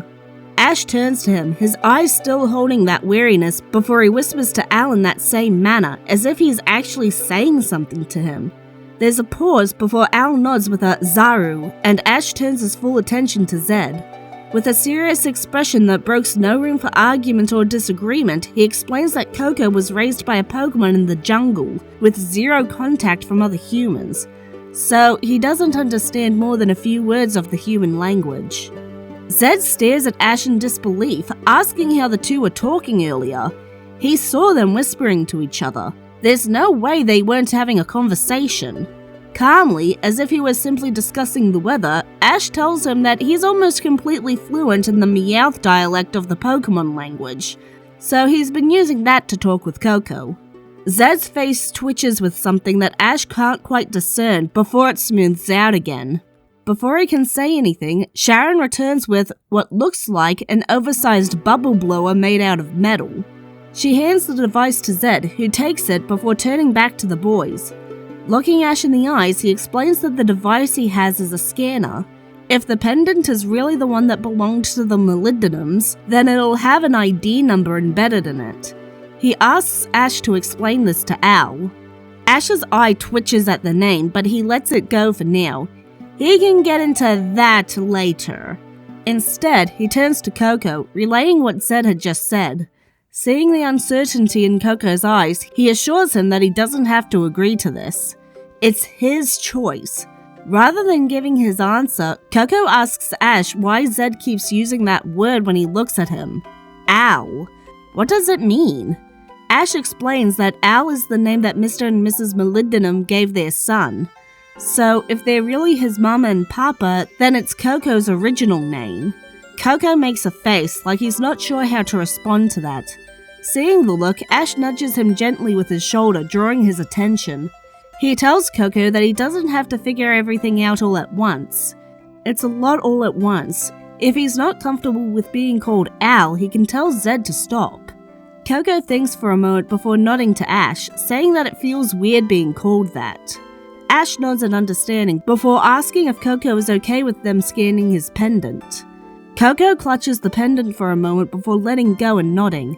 If it's the only way to know for sure, then he'll do it. Nodding in understanding, Ash turns back to Zed, who's watching the two patiently. He tells the man that Coco is okay with him scanning his pendant. However, he'd appreciate it if he'd call him Coco rather than Al, since he's not used to it. Something flashes in Zed's eyes, and the tension that had slowly been easing out of Ash as he talked to Coco suddenly comes rushing back with a vengeance. That was disgust. He's seen that look in enough people's eyes to know it at a glance. Ash remains on high alert as Zed holds the scanner to Coco's pendant. After a few seconds, the black ring around both devices glow blue, startling Coco. With that done, he hands the scanner to Sharon, who holds it to her tablet. After a moment, there's a beep, and she tells Zed that it's a match. Ash watches as Sharon's eyes fill with sadness, and Zed looks away. Not looking at either of the boys, Zed tells them that Crom and Fossa molybdenum are not here, nor at any of the other biotope facilities. They passed away 10 years ago. Ash's shoulders go slack from sheer shock as Zed continues his explanation. It was a car accident. The couple had died at the scene. Their research, which they'd been traveling with, had been completely destroyed in the explosion that was caused by the fuel tank catching fire. Crom and Fossa's bodies had been recovered, but Al had never been found. After a month had passed with no signs of the boy, it was assumed that he'd died as well. At that point, Ash turns out anything else that Zed is saying and turns to face Coco fully. Pulling out the photo, he presses it into Coco's hand while explaining to him what Zed had just said. Coco's head droops in a small nod as his shoulders sag in defeat. Without hesitation, Ash pulls his friend into a tight hug, letting the other boy lean his full weight on him. He ignores the whispers going on behind him, putting all of his focus on his friend, until the murmurs turn into raised voices. Craning his neck to look over his shoulder while he's still hugging Coco, Ash asks what's going on. Zed glances at them before turning back to the table where Sharon and another scientist are frantically typing something on their tablets in the control panel on the table. He tells Ash that the data that they all thought was lost was actually stored inside of Al's pendant. Almost all of it is corrupted, except for this. As if the women were waiting for their cue, a holographic projection appears above the table, displaying a massive tree, with branches so long and intricate that the top of the tree looks like a woven basket. Ash feels Coco stiffen in his arms as he sees the photo, whispering to Ash that that's the heart tree, the home of the Zarude and the healing spring. Ash's attention is drawn back to Zed as he asks what Al is saying. Thoroughly miffed, Ash tells Zed, in a voice that somehow manages to sound both condescending and serious, that he was talking to Coco. So if Zed wants to know what Coco said, he'll ask that. With Ash's back to the man, he doesn't see the dark look that passes over the man's face, before it's replaced with his usual friendly expression. Calmly, though clearly patronizing, Zed does as Ash asks, asking what Coco was saying. Ash asks Coco if he's okay with him telling, and Coco shakes his head. Ash nods. None of your business. Zed places a hand on Ash's shoulder and squeezes hard. Not hard enough to hurt, but enough to make Ash's hackles raise, and his instincts to start screaming at him to break the man's fingers if it means getting him off. He forces the urge down, not wanting to start a fight in enemy territory without Meowth. Zed tells Ash in an even tone that he thinks Coco recognizes the tree. Ash does not like the way Zed said Coco's name, like it was something that tasted bitter on his tongue. He stays silent for now, trying to hold on to the last shreds of control he has. That effort is all gone, however, at Zed's next words. When he tells Ash that if Coco knows anything about the tree, they need to tell him. For his mother and father. For their dream. Ash can practically hear the snap as the last of his restraint breaks. From one moment to the next, he's let go of Coco, spun on his heel, and slammed his fist right in between Zed's eyes, breaking the man's glasses and sending him stumbling back. The adults in the room all stare at the raven-haired boy in shock as he snarls at their boss. his fist still clenched and ignoring the blood from where the broken plastic cut his fingers. Zed is staring at him with a mixture of shock, confusion, and revulsion. Do it for Coco's parents? Do it for their dream? Is that the excuse you're going to use so you can sleep at night? Sharon is the first to recover from the initial shock, attempting to approach the clearly irate boy. She asks him to calm down, saying that Zed wasn't trying to sound insensitive, but is cut off by Ash shouting at her to back off. Turning his fury on her, he demands to know if they were lying to them about the pendant. Did they really need to scan it in order to confirm Coco's identity? Or was that just an excuse so they could get the data inside it? Sharon's eyes widen in horror at the realization of what their actions had implied to the younger boy. Frantically, she tells him that that wasn't their intention. They would never use a child's desire to find their family as a means to an end. Ash is about to snap something in response when he feels a hand gently squeeze his. Looking over his shoulder, he spots Coco looking at him with calm if worried eyes. Softly, he tells Ash that they are leaving. Biting the inside of his cheek, Ash nods and lets Coco lead him out of the lab. Sharon moves to follow after them, but is stopped by Zed as he places his broken glasses on the table and pulls out his spare pair. Ash remains silent as he allows Coco to lead him through the jungle, taking deep breaths as he tries to get his anger back under control. After a while, Coco lets go of his hand and instead pushes him into a sitting position on a large tree root. Looking around, he sees that they're sitting on a tree next to a cliff. The view from the cliff shows a long stretch of yet more trees, with one massive tree towering above them all at the far end of the expanse, just before another large cliff face rising up behind it. It's honestly quite beautiful. His attention is drawn back to Coco as he takes Ash's hand once again. He looks over the cuts which have started to scab while he holds an orange berry in his free hand. Rising the berry over Ash's hand, he squeezes it hard, crushing the berry and dropping a large amount of juice onto Ash's injuries. Ash winces at the slight sting but otherwise doesn't move, as the juice does its job, healing the minor cuts completely. After a moment of awkward silence, Coco says that he never thought Ash would remind him of his dada, but here they are. The joke manages to get a snort out of Ash, slightly easing the tense atmosphere. He explains to Coco that he's had some anger issues ever since he was a little kid. He is a lot better now, but sometimes, something or someone just manages to push all of his buttons and triggers and, well, he saw what happened. Coco asks what it was that set him off, as after Zed asked Ash what they were talking about, he kind of lost track of the conversation. Ash's eyes blaze as he remembers what Zed had tried to pull, but manages to rein himself in. He explains to Coco that Zed had tried to use Coco's parents to guilt-trip Ash into pushing Coco into telling them about the spring. That had been the straw that broke the Nummel's back, but it had been building basically since they entered the lab. Everyone looking at them like they were exotic fish Pokemon in a tank, then looking through the data in Coco's pendant without asking him, or even considering what he'd just been told. The way Zed was saying Coco's name like it was something disgusting. It was just too much. He shrugs, only to wince as he feels a twinge of pain in his shoulder, where Zed had grabbed him. Noticing the wince, Coco asks if he's alright. Ash reassures him, explaining that Zed had squeezed his arm pretty hard earlier. It hadn't hurt at the time, but he wouldn't be surprised if he'd left a bruise. Coco moves to Ash's shoulder, intent on checking if it really is bruised, only to pause when he sees something strange stuck to the Raven's vest. Reaching out, he pulls it off the fabric and shows it to Ash, asking what it is. Ash stares at it for a moment before his eyes widen in horror. That's... Before he can finish his sentence, there's a loud boom and the sound of trees crashing to the ground near them. Looking to the other side of the river, the first thing they see is a large four-legged robot, followed by two trucks.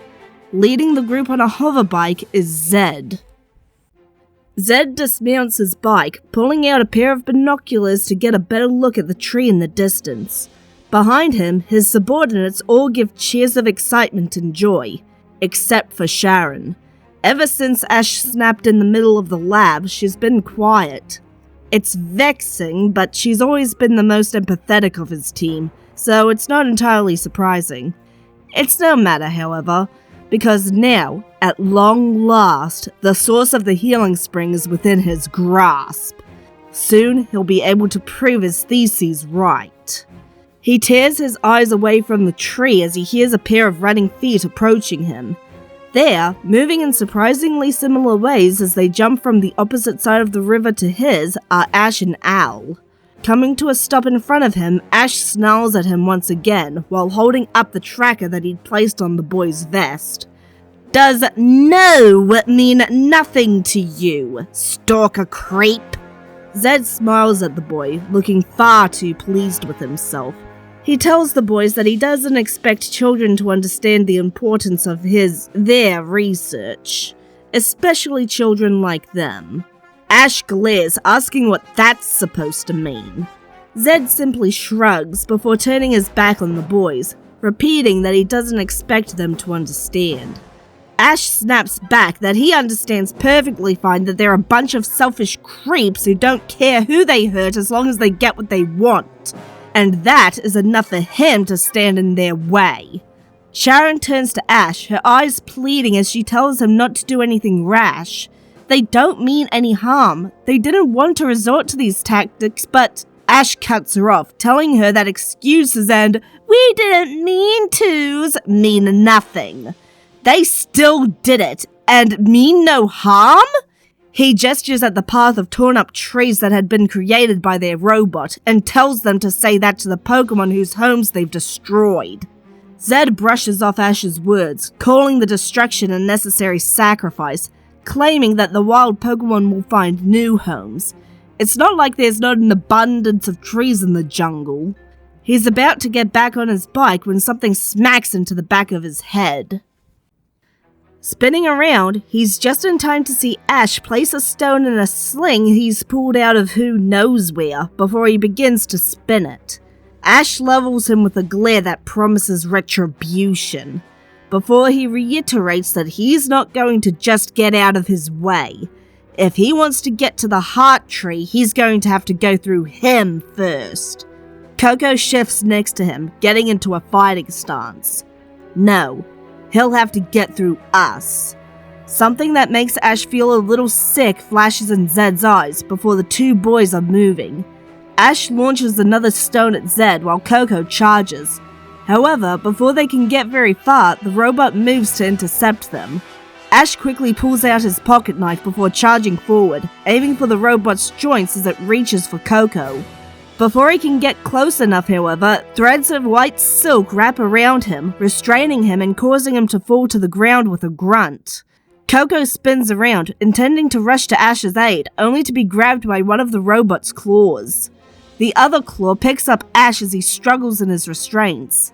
The voice of the machine's pilot echoes through its speakers, asking Zed what to do with the children.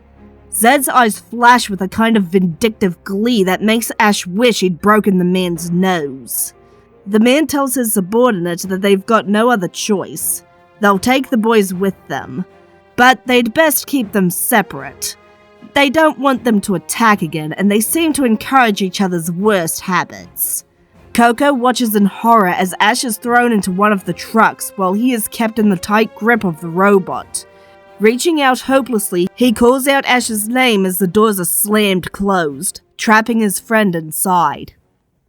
Meanwhile, Dada is swinging through the jungle with Meowth on his shoulder, the two looking for their kids. They'd checked the abandoned building and found them gone, which had resulted in Meowth cursing Ash's inability to just stay in place for once. A sentiment that Dada shared completely. They're just about to start looking in another area when Dada's ears twitch, his head snapping up to look in the direction of the heart tree. For a moment, he could have sworn that he'd heard Coco crying out. He's about to ask if Meowth heard anything when he feels the feline's ear twitch against his head as he straightens up, looking in the same direction. Jumping to the top of the tree, they can now see a plume of dust rising up in the direction that they'd heard their kids. Meowth mutters to Dada that, where there's trouble, Ash is sure to follow. Dada nods, saying that the same goes for Coco. Inside the truck, Ash has not stopped wriggling.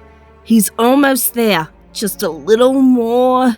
He grins triumphantly as he finally hears the snap of the string shot breaking as his pocket knife finally slices through the layers of thread. With a flick of his wrist and a little more wriggling, he manages to completely free himself from the threads. Standing up, he moves to the tiny window and looks out. It looks like he hasn't moved an inch. The robot is gone and he can only hear 2 people nearby. Looks like Zed wasn't kidding about separating the boys. Well, his mistake. Ash reaches into one of his belt pouches, pulling out his rotophone before jumping to his contacts. If Zed had thought to keep Ash where he could see him, or at least thought to search him before throwing him in the truck, he might have prevented the world of hurt he's about to face. Coco struggles to get himself out of the robot's grip as its free claw smashes at the trees, causing the jungle Pokemon to flee in fear lest they be hurt by the monsters invading their home. Desperately, he calls out to them, telling them to run, to spread the word to the other jungle Pokemon to escape before the robot reaches their homes. Zed steers his bike to hover right next to Coco, smiling at him like nothing at all is wrong with what is currently happening. Coco is beginning to wish he hadn't stopped Ash from punching the man again while they were at the lab. Zed begins to talk to him, saying things that he mostly can't understand. But one thing that he does understand is that he's calling him Al again. Don't worry, I'll make sure you'll forget all about those Pokemon. You'll be able to live a normal life, just as your parents would have wanted. Forget about the Pokemon. Live a normal life. He understands those words, and it makes him want to scream.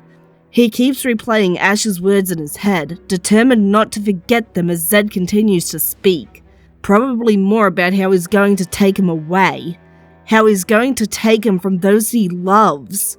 How he's going to force him to be Al and forget about Coco. He holds on to Ash's words like a lifeline as it feels more and more likely that he's not going to escape. No! Zed startles at the sudden shout of the human word, nearly falling off of his bike as Coco glares at him, his eyes blazing as he redoubles his efforts. This is not where this ends. He is Coco. He's his Dada's son, and he's going to protect his home and his friends. Dada is shocked by what he sees when he and Meowth arrive at where the troubling sounds were coming from. A strange machine is destroying anything and everything in its way while an older human moves beside it. Held in one of the machine's claws is Coco, who's struggling to get out. The two are soon joined by Scraggly and Broad, who ask the two what's going on. Dada tells them that that's what they want to know. Meowth tells them that, in his experience, anyone that holds little kids against their will and go around smashing everything around them generally aren't good people. First things first, they have to get Coco out of their grasp, then they can figure out things from there. Broad turns to Scraggly, telling him to report to the Elder, while he and the other two keep the interlopers busy. Meanwhile, Dada asks Meowth if he can see Ash. However, Meowth can't see him anywhere. He tells Dada that they'll free Coco first, then they'll see if he knows where his kid is. The three Pokemon share a look, then nod, before descending down to the machine. The moment they're in range, Dada uses Vine Whip on one half of the claw holding Coco, while Broad does the same to the other. Together, they're able to pull the claw apart enough for Coco to slip out, freeing him and allowing him to run to them. Once he's close, Coco throws his arms around Dada, telling him how glad he is to see him. Meowth looks up at Coco, while the two Zarude turn their full attention on the intruders, asking if he knows where Ash is. Coco tells him that he was thrown into a truck and left behind. He's probably still back there. Meowth hesitates for a moment before Dada tells him to go get his kid. They'll handle this. Eyes filled with gratitude, Meowth nods before running off, following the path of destruction back the way it came. Ash nods to himself as he finishes up his last call. It'll be a few minutes before they're able to get here, so for now, he needs to figure out how to get out of this truck. He turns to the doors and is about to shoulder barge it when they suddenly open, startling him. There, standing on the other side, is a man with blue hair and a woman with magenta hair. The man is standing right in front of him, having just opened the doors, while the woman is standing a little behind him, holding a struggling cormorant while a Porygon Z stands beside her. Blinking in confusion, Ash looks at the man, an eyebrow raised in question. Scratching the back of his head nervously, the man asks if they could maybe make a deal. He explains that the Cramorant swallowed his and his colleagues' access key to the lab. They've heard that Ash is really good with Pokemon, so they were hoping that they could have him get it for them in exchange for letting him go? There's a moment of silence before Ash shrugs, saying that he's had to do worse things. This wouldn't even rank in the top 10. Jumping down from the truck, he walks over to the Cramorant in the woman's arms, before unceremoniously shoving his hand down the bird's gullet, grabbing the thing that feels square, flat, and made of metal, and pulling it out. With that done, he turns to the man and hands him the card, his face having not shifted once during the whole ordeal. As the card leaves his hand, he hears something land on the roof of the truck and looks up to see someone that brings a big smile to his face. Meowth. Meowth looks down at the scene in front of him, his brows furrowed in confusion before turning to Ash and asking what's going on. Ash explains what just happened, earning an amused snort from Meowth. Only you, kid. Only you. Ash shrugs before asking Meowth where Coco's dad is. In an instant, Meowth turns serious, telling Ash that he's currently fighting the robot that had Coco hostage.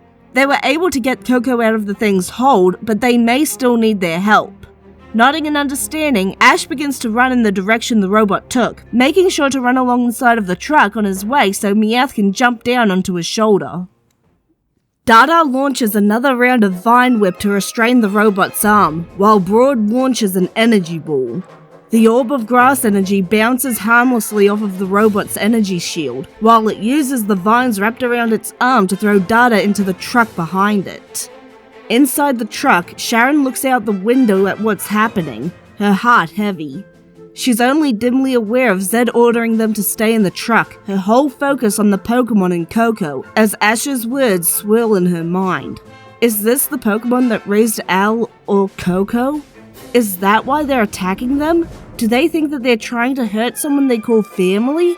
That wasn't their intention. But then, is there anything they've done today that she hasn't said that to? Is the completion of their research really worth all of this? Ash races through the jungle, sliding under and leaping over fallen trees as he desperately tries to go faster. He has to get there in time. His friend needs him. Coco throws a rock at the robot, hoping to distract it for the Zarude as they prepare another round of energy balls. Only for the robot to bat away the rock and redirect the energy balls right back at Dada and Broad. There's a small explosion followed by a cloud of dust. Coco runs over to the two as the cloud clears, asking if they're okay.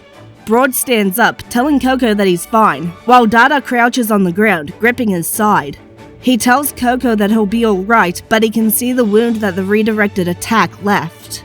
Zed stares at the group, his expression one of disappointment as he tells Al that he'd wanted to give him a human life, but he's gotten in the way one too many times. Turning to the robot, he tells the pilot to keep going and not stop. They'll run sooner or later. After all, they're just simple-minded Pokemon. The pilot hesitates but continues forward when Zed shouts at him. He's just reaching out for the trio when a figure leaps from the trees, accompanied by a sound that is a strange mix of scraping metal and a low growl. Coco watches with wide eyes as a very familiar Meowth strikes the robot's arm with a tail encased in a kind of black metal radiating a dark aura. The force of the hit is enough to nearly send the robot toppling, forcing it to back off in order to right itself. Meowth lands gracefully in front of the two Pokemon and human, while another figure leaps over the robot, wrapping a rope around Zed's bike and ripping it out from under him, causing the man to fall to the dirt with a hard smack. Then, spinning in midair, he sends it into a tree where it breaks in two. Coming to a stop right next to Meowth, rope still in his hands, and now sporting a twisted bit of metal on one end, Ash glares at Zed. Snarling at him once more, he tells him to stay the hell away from his friends. Behind him, Broad asks Starter if he knows the Raven. Dada gives a snort before telling him that, with how much Meowth has told him about the kid, he feels like he's known him for years. Broad looks confused before Meowth pipes up, not looking away from the scientist in front of them. He suggests that they save the jokes and embarrassing stories for later, when they can actually enjoy embarrassing their kids.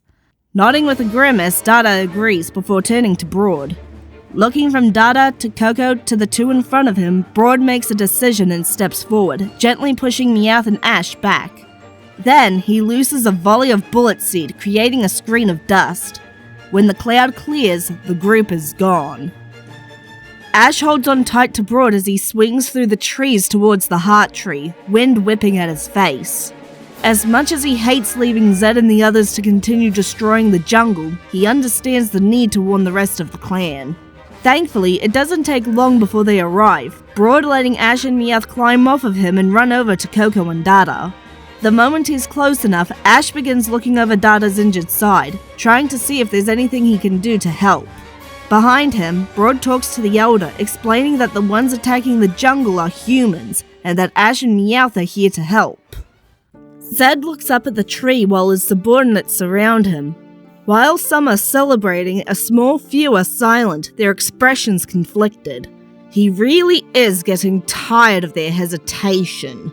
They are finally at the home stretch. Why are they letting the words of a mentally disturbed boy sway them? What does it matter if some trees were toppled, or some Pokemon got hurt, or whatever? It was all a necessary sacrifice. Once he gets his hands on what he's been after, it will all have been worth it. He will prove that he was right. He grins as one of his subordinates tells him that the water is a match for their sample, before his attention is drawn back to the tree once again by one of the others. Spread out all over the tree are the Zarude. All of them seem to be watching them silently, almost as if they're waiting for something. Beside him, Sharon murmurs, her voice so full of guilt it makes him want to throw up, that the tree must be their nest. Of course it's their nest. What does it matter? There's more important things to focus on. He tells Sharon to run a scan of the tree. After a moment of nothing, he turns to her, giving her a hard look as he repeats his order. His look and tone make her jump and her eyes widen, before she does as she's told. After a few seconds, she reports that there's a massive amount of energy in the center of the tree, just as he thought. Turning to the robot, he orders the pilot to fire the anchors at the tree. Everyone stares at him in shock, as if this isn't the most obvious course of action. Suddenly, he feels a hand gripping his arm and turns to see Sharon staring at him with a look that makes his insides burn. That damned look! If that weren't enough, she then has the nerve to tell him that there's no need to go this far. They've found the healing spring, they've achieved their goal, they don't need to destroy those Pokemon's home. Zed growls as he shoves her away, causing her to fall to the ground. Glaring down at her, he tells her that she has no right to question him. The goal was never the spring. All the healing power is small particles of energy dispersed into the water. The goal has always been the tree itself. And he doesn't care about what sacrifices he has to make. So either she gets out of his way, or she will become just another sacrifice. Zed turns back to the pilot, ordering him to once again fire at the tree. The man hesitates, looking from Zed to Sharon, then back. After only a minute of this, Zed grabs the man by the front of his shirt, throwing him out of the robot before taking control of it himself. Muttering about how, if you want something done right, you do it yourself, he takes aim and fires at the tree. On the heart tree, Ash watches in horror as leaves fall from the great sacred tree as parts of it are blown apart. What is Zed doing? Is he so obsessed with getting the heart tree for himself that he's willing to destroy it just so no one else can have it? Broad turns to the clan. Speaking so that they all can hear him, he calls out that they can't sit by and do nothing. He tells anyone that's able to fight to follow him, and there's a chorus of agreement. Dada tells them to stop. If they try to fight that thing, they're all going to get hurt. This earns him a harsh tug on his ear from Ash. The boy snaps at him that he's the one that's hurt, and moving around isn't going to help. So sit still and let him finish bandaging his wound. He ignores the snickering from Broad as he turns back to his task, only half listening as the other Zarude tells Dada that they are the Zarude, the jungle's lifeblood, the strong ones. They are the ones that are meant to protect the heart tree. He's just finishing his speech as Ash ties off the bandage, taking the opportunity to interrupt with a little information that they don't know. Standing up, he tells them that they won't be fighting alone. Broad turns to Ash, asking if he's planning on joining them in the charge.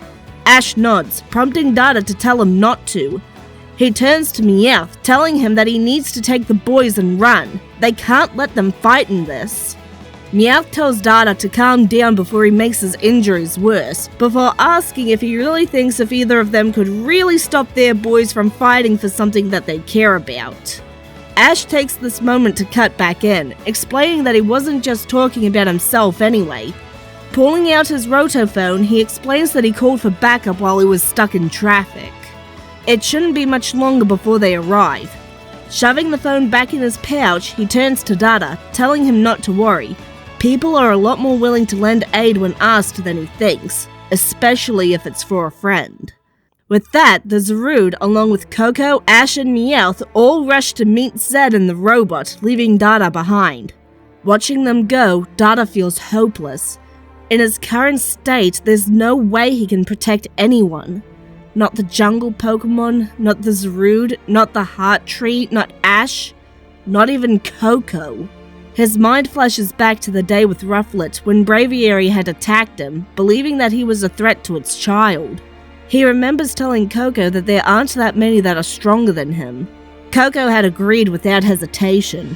He'd wondered about there being a day when he crossed paths with one stronger than him, but had brushed it off, saying that on such a day, he'd just have to give everything he has in order to protect Coco. Coco had responded by saying that he would protect him too. After all, he's his Dada's son. But what now? What can he do to protect Coco? Ash's words suddenly flashed through his mind, overlaid with Coco's oh-so-familiar ramblings about the jungle Pokemon. He wonders. Sharon stares in horror at Zed as he pilots the robot. In desperation, she tells him to stop. This is too much. Nothing is worth this. She cuts off. They never should have let it go this far in the first place. Suddenly, they're surrounded by the Zarude. From the crowd, Ash and Coco step forward with Meowth. Ash looks over at them, his eyes scanning the distance between them and Zed. He calls over to them, asking if any of them are hurt.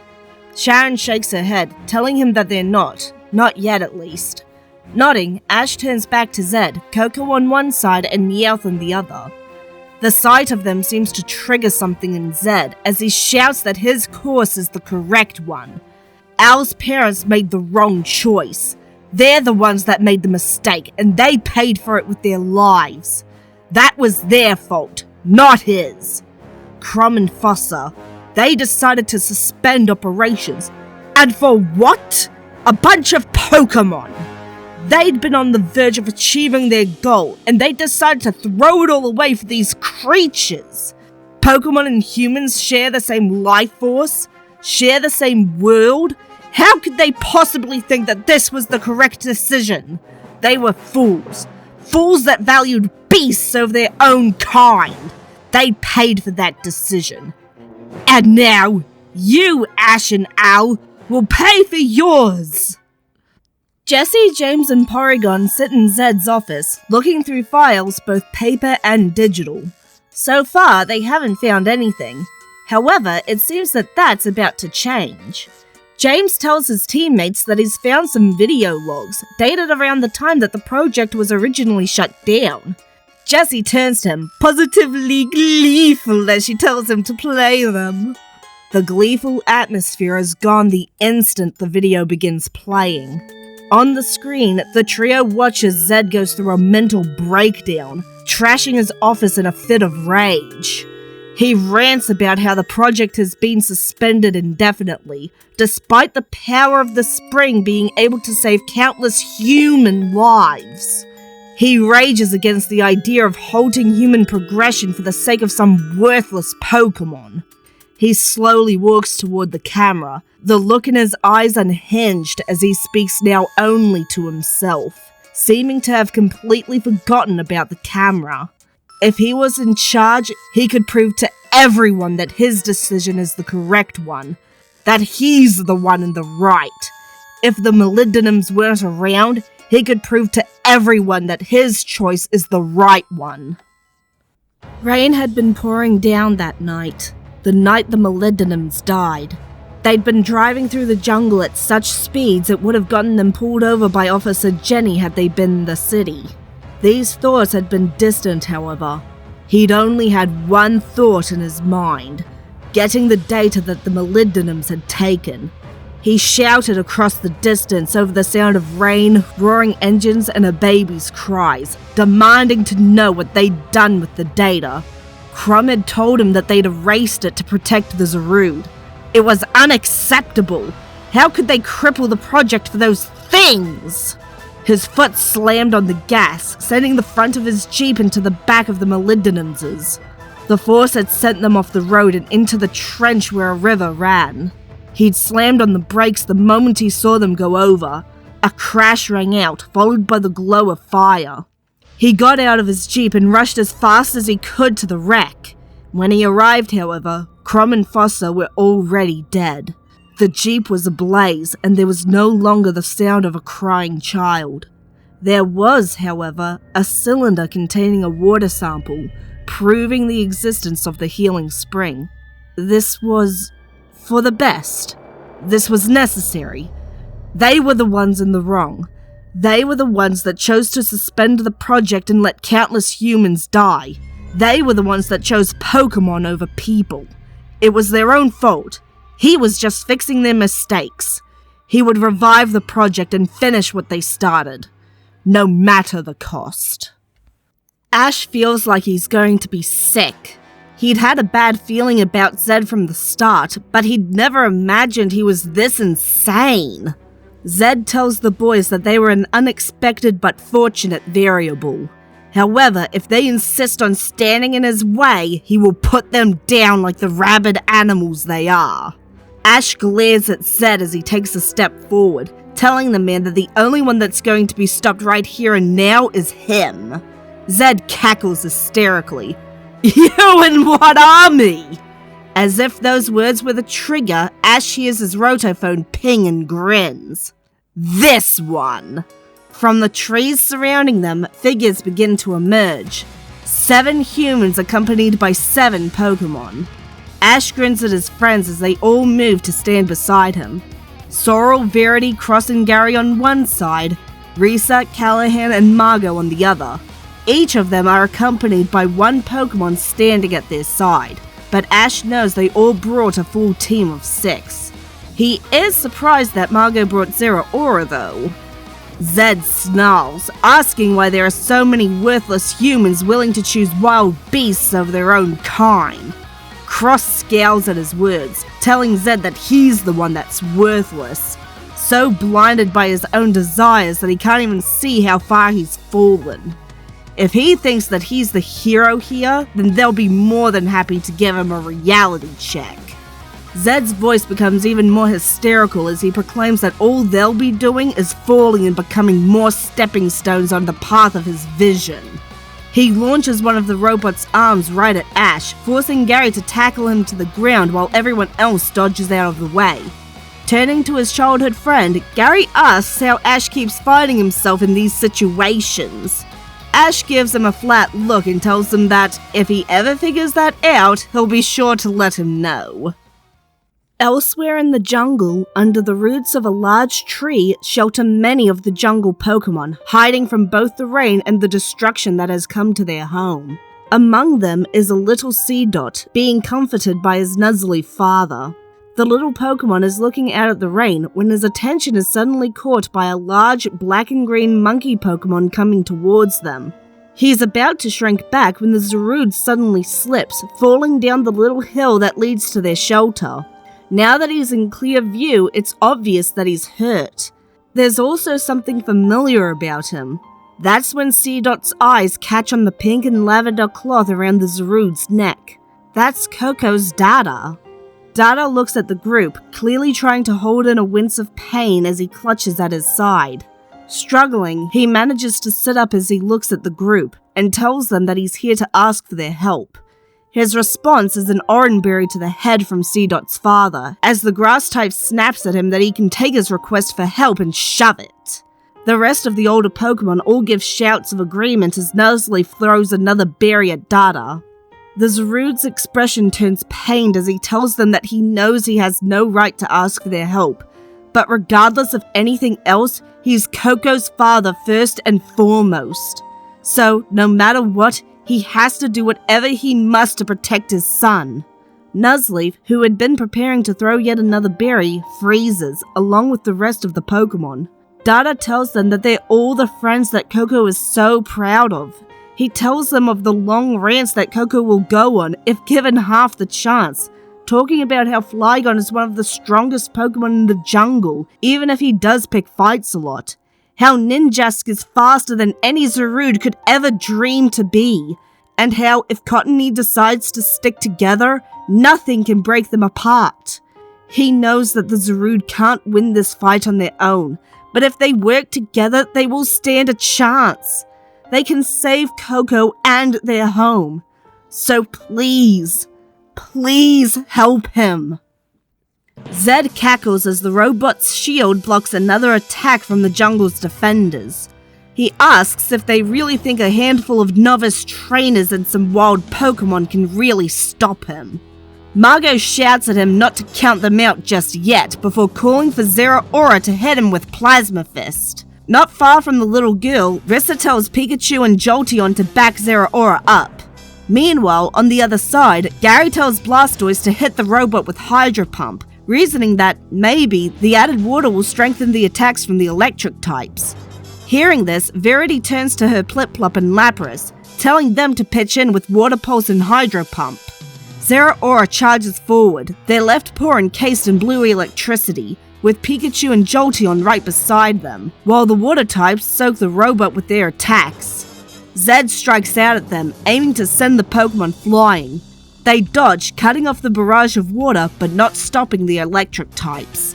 Zeraora slams their fist into the main body of the bot, while Jolteon and Pikachu launch dual Thunderbolt. The combined attack causes a small explosion. Unfortunately, even this is negated by the shield.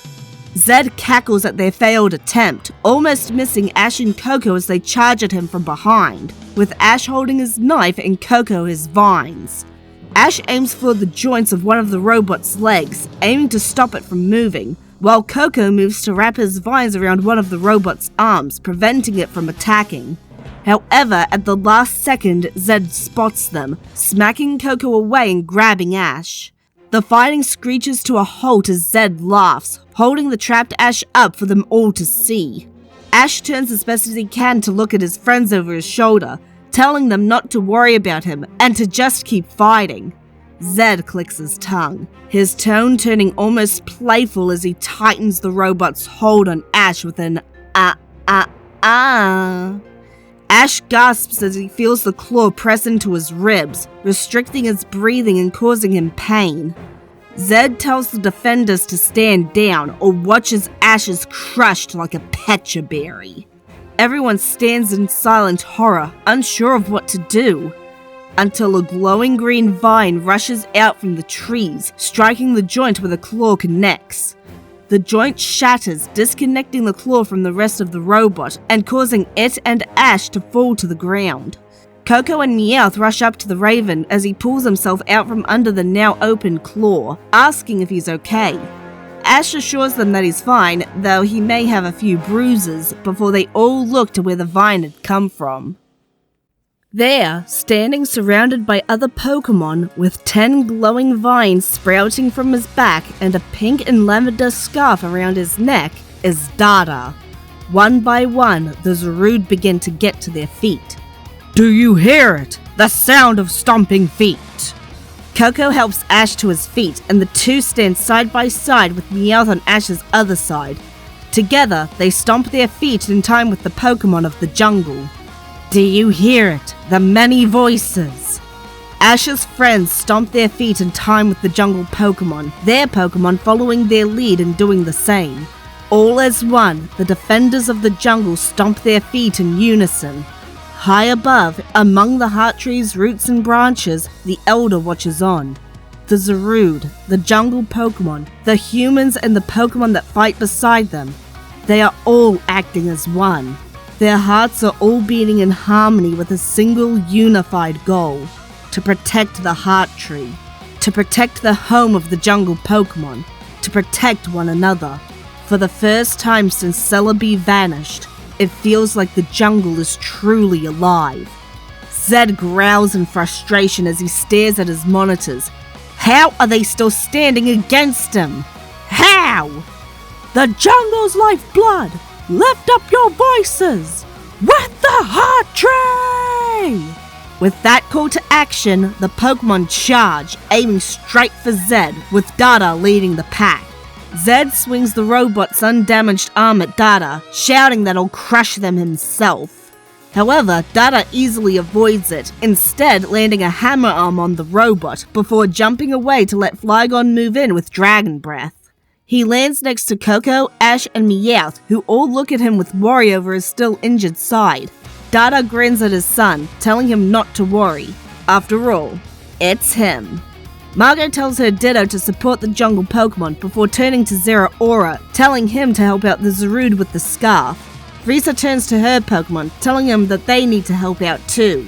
Callahan scratches his nose and comments that the odds are tipping in their favour. Sorrel, Verity, and Cross all nod to each other before calling for their Pokemon to rejoin the fray. Gary grins, telling his Pokemon that they can't let the others do all the work. The grass types all use moves like Leaf Storm, Petal Dance, and Petal Blizzard to obscure Zed's vision, while Dada and Zeraora leap in with a combined attack of Plasma Fist and Hammer Arm, which manages to put a dent in the robot's armor. Zed shouts, his voice cracking with desperation for them all to get out of his way as he unleashes a jet of flames from the hand that lost its claw. Dada jumps in front of the Pokemon, using Power Whip to encircle the flames and smother them, while grabbing onto the device. While Dada holds the robot still, Zeraora runs up the tangle of vines until they reach the end, where they jump and bring down a Blaze Kick, seriously bending the metal. Ash and Coco nod before moving to join the fray themselves. As they move, however, Coco can't help but notice that Ash isn't moving as fast as before. After they're forced to move to the side suddenly in order to avoid an errant attack, Coco hears Ash give a sharp hiss of pain followed by a thud as he lands harshly on the ground. Turning to his friend, Coco moves to run to him. However, in the moment of his back being turned, Zed locks on to the two boys, shouting if they want to be worthless Pokemon so badly, then they'll share in their fate. Coco turns to see the robot swinging at him with its unbroken claw, while it jabs at Ash with the broken metal of the other. The boys close their eyes as they brace for impact, but it never comes. Opening their eyes, they see two familiar figures blocking the robot's attack. In front of Coco, Dada stands, holding the claw that had been aimed at him. The bandages that had been covering his wound are now gone, torn away by the metal. And the wound that had been bandaged is now 10 times worse. Deep black bruising surrounds torn skin, now bleeding sluggishly. In front of Ash, Meowth is suspended in midair as his tail fights against the robot's arm. His tail is glowing in a way that Ash has never seen before. It's not the black metal of Shadow Iron, or the golden metal of Thunder Iron. His tail is encased in a metal sheen that is the same purple-black color of Dark Thunder and is surrounded by a swirl of electrified snow.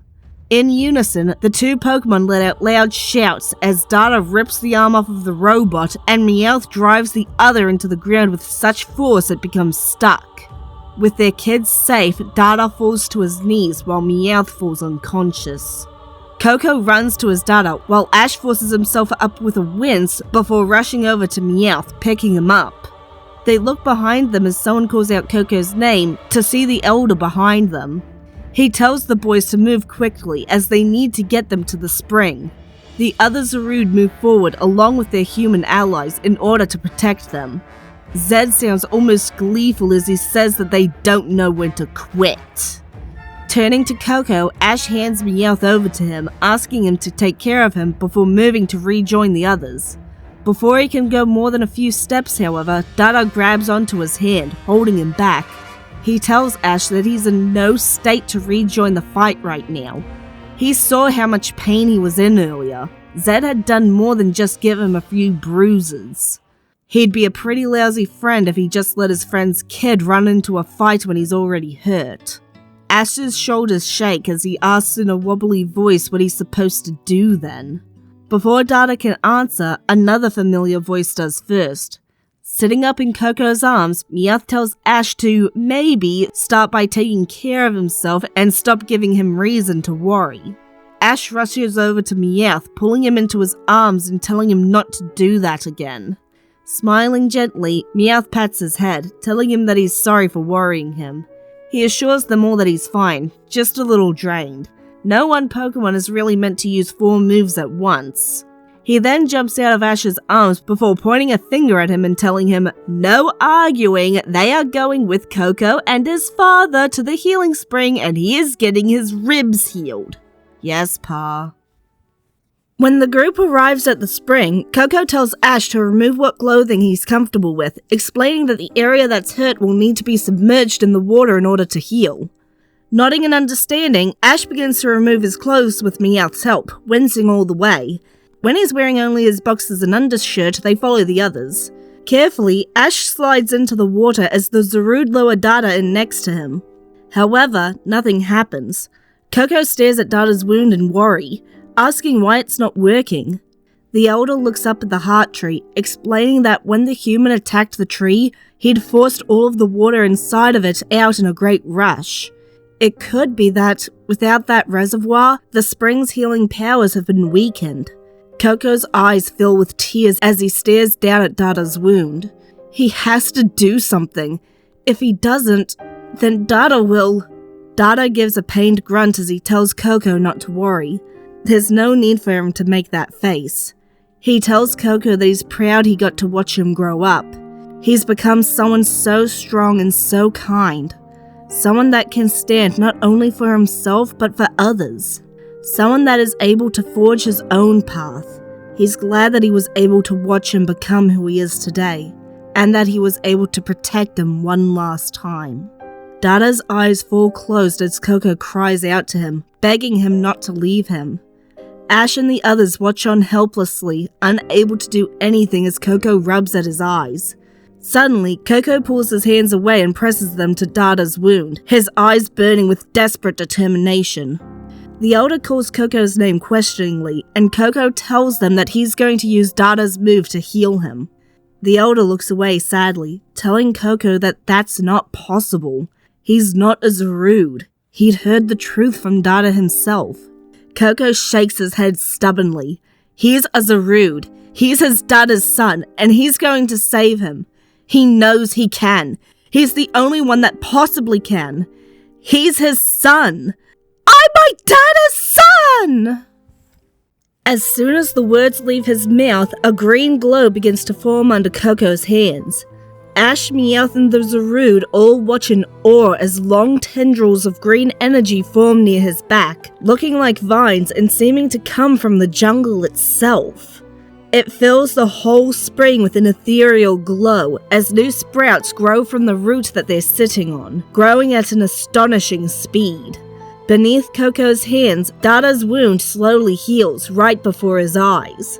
After what feels like an eternity, but in reality was but a minute, the glow fades, along with the last of Dada's wounds. After a second, Dada opens his eyes. Coco smiles in relief as he throws his arms around him in a hug.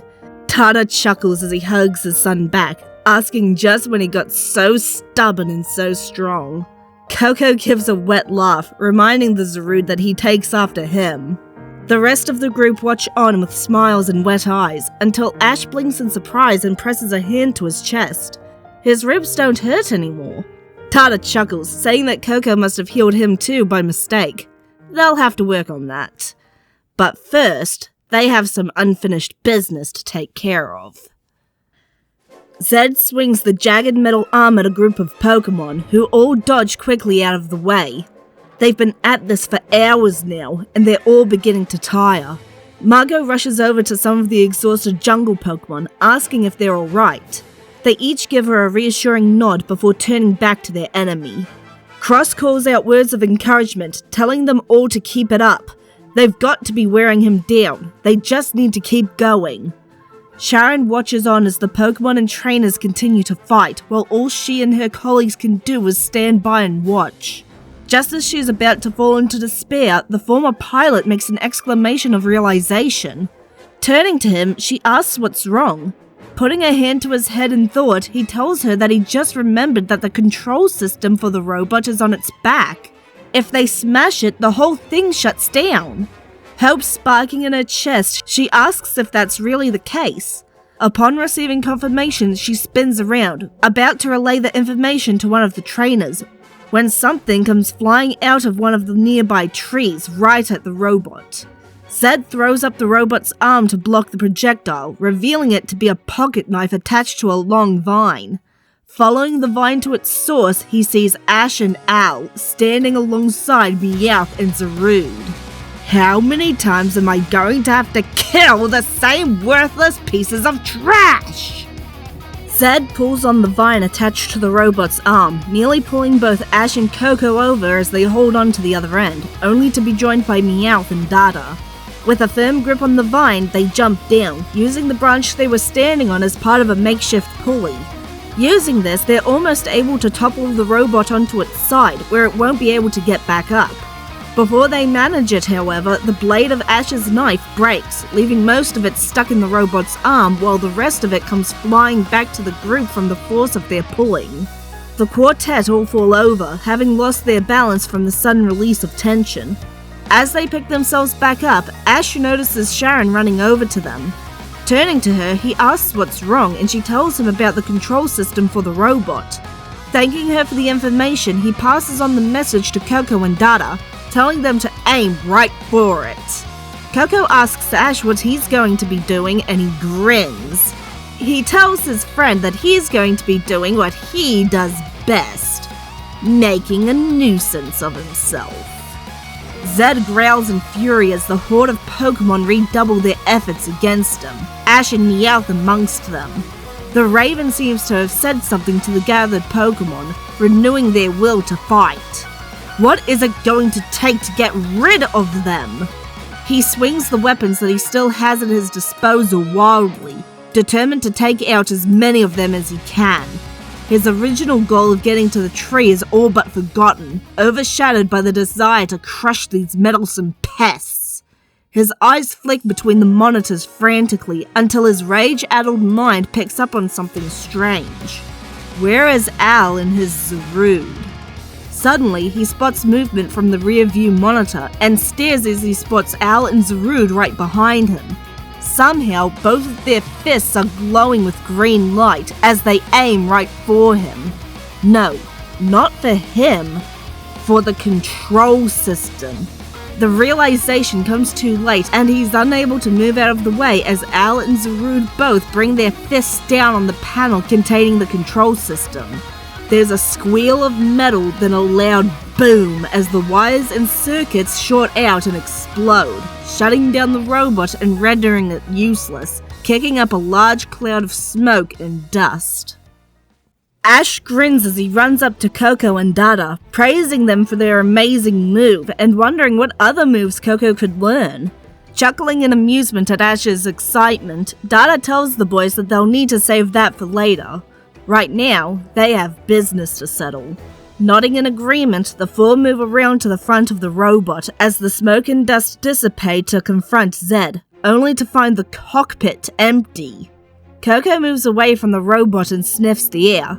After a few seconds, he finds what he's looking for. Turning to Ash and his data, he tells them to follow before racing off, the others hot on his heels. Zed stumbles through the trees frantically. This isn't the end. He won't let this be the end. He still needs to prove to them all that he's right. He can't let those brats and their beasts stop him. Not now that he's so close. Not after everything that's been sacrificed. He won't let it all be for nothing. He's in the right. He's in the right. He has to be. He pushes some bushes out of the way, finding himself in an area surrounded by springs. This must be the healing spring.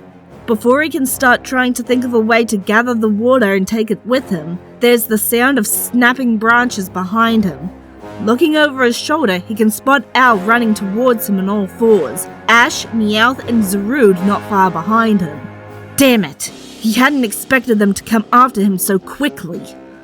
His priorities quickly switch to escape as he begins to run from his pursuers. So desperate not to be caught, he doesn't realize that he's heading right for a dead end, until he finds himself standing on an oversized route that he thought would be a bridge over a raging river, only to discover that it's been broken halfway. He looks down at the raging brown water, weighing the odds between jumping in and attempting to run past his pursuers the other way. The latter option is soon taken out of his hands, however, as he feels someone jump onto his back, wrapping their legs and arms around him in an attempt to restrain him. The tan skin with forearms wrapped in brown vines reveals that it's Al. Grabbing one of the arms, he throws Al off and attempts to make a break for the river, only for the boy to grab his wrist and attempt to pull him back. He spins around, grabbing onto Al's arms and forcing him to let go, before throwing him back with a growl. While Al rolls down the route away from him, he spins around and makes another break for the river.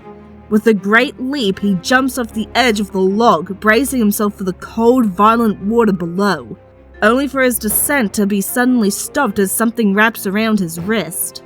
Looking up with wide eyes, he can see one of Al's vines wrapped around his wrist, the other being held by Al as he clings to the edge of the route. Desperate, he demands to know what the boy is doing, but receives no answer. After a few seconds, Ash along with Meowth and Zarude appear at the edge of the route. Reaching down, they grab onto the arm that Al is using to keep them from falling into the river and begin to pull him up. No! No! This isn't the end! It can't be! Zed tries to reach for the vine around his wrist to undo it, but can't quite manage to. Above him, Al ties the vine to the root, trapping him there.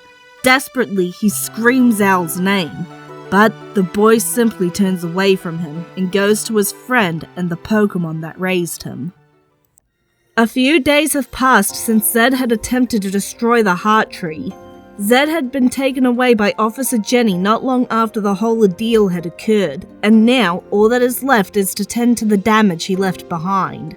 To that end, Ash, along with his friends and the remaining scientists from the Biotope Company, have begun efforts to restore the jungle. Today, they're focusing on planting new trees to replace the ones that had been destroyed by Zed. The debris had been mostly cleared out earlier, allowing them to plant new growth without worrying about anyone getting hurt. As Ash pats down some freshly dug earth around a newly planted tree, Gary leans on his shovel next to him while wiping his face with the back of his hand, smearing some dirt across his cheek. Turning to his childhood friend, Gary tells Ash that next time he asks for help with restoring something, he's saying no. Ash grins. Aw, is the big bad Kanto champion finding a little gardening too hard? Gary grabs the cackling raven by the shirt before pulling him into a headlock and knocking off his hat to give him a noogie. High above, in the branches of the Heart Tree, the Zarude clan watches the humans and Pokemon all work together to restore the jungle to its former beauty. With them stands Dada, who watches with a warm glow of pride. Thoughtfully, Elder asks Dada what he makes of this. The clan had treated the jungle and the Heart Tree as if it was theirs alone. He compares it to that human and he finds himself asking if they're any different. Dada looks to the Elder before turning back to look over the jungle. He tells the Elder that the jungle belongs to all of the Pokemon that live in it. Without its lifeblood, it will never recover. That includes them. They and all of the other Pokemon are part of the cycle, and they must care for it, just as the law says. With that, he stretches out a vine and descends to the jungle floor to greet his son and new friends. Spotting his father, Coco rushes up to him, Ash and Meowth close behind. He asks Dada if he's feeling okay, still a little worried for him after his near-death experience. Dada assures him that he's fine, before jokingly asking why he doesn't ever nag Ash about his injuries. Ash snarkily suggests that maybe it's because he only had some cracked ribs, not almost died. Before their conversation can continue, they realize that the Zarude clan are sitting in the trees surrounding the restoration efforts. Coco moves to do something, afraid that they're here to attack them, but Dada gently holds him back. Calmly, he tells him that it's alright. Behind them, Sharon addresses the clan, apologizing to them for their part in the tragedy that transpired. She promises them that they will work to restore the jungle to its former beauty, even if it takes them years to do so. She begs the Zarude to trust them and let them make amends for their mistakes. Rather than answering, the Zarude pull small bits of vine from their arms and crush it in their hands.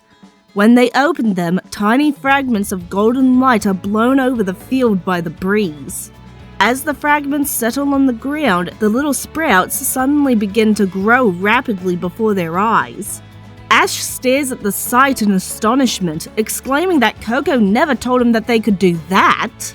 Coco scratches the back of his head with an oops.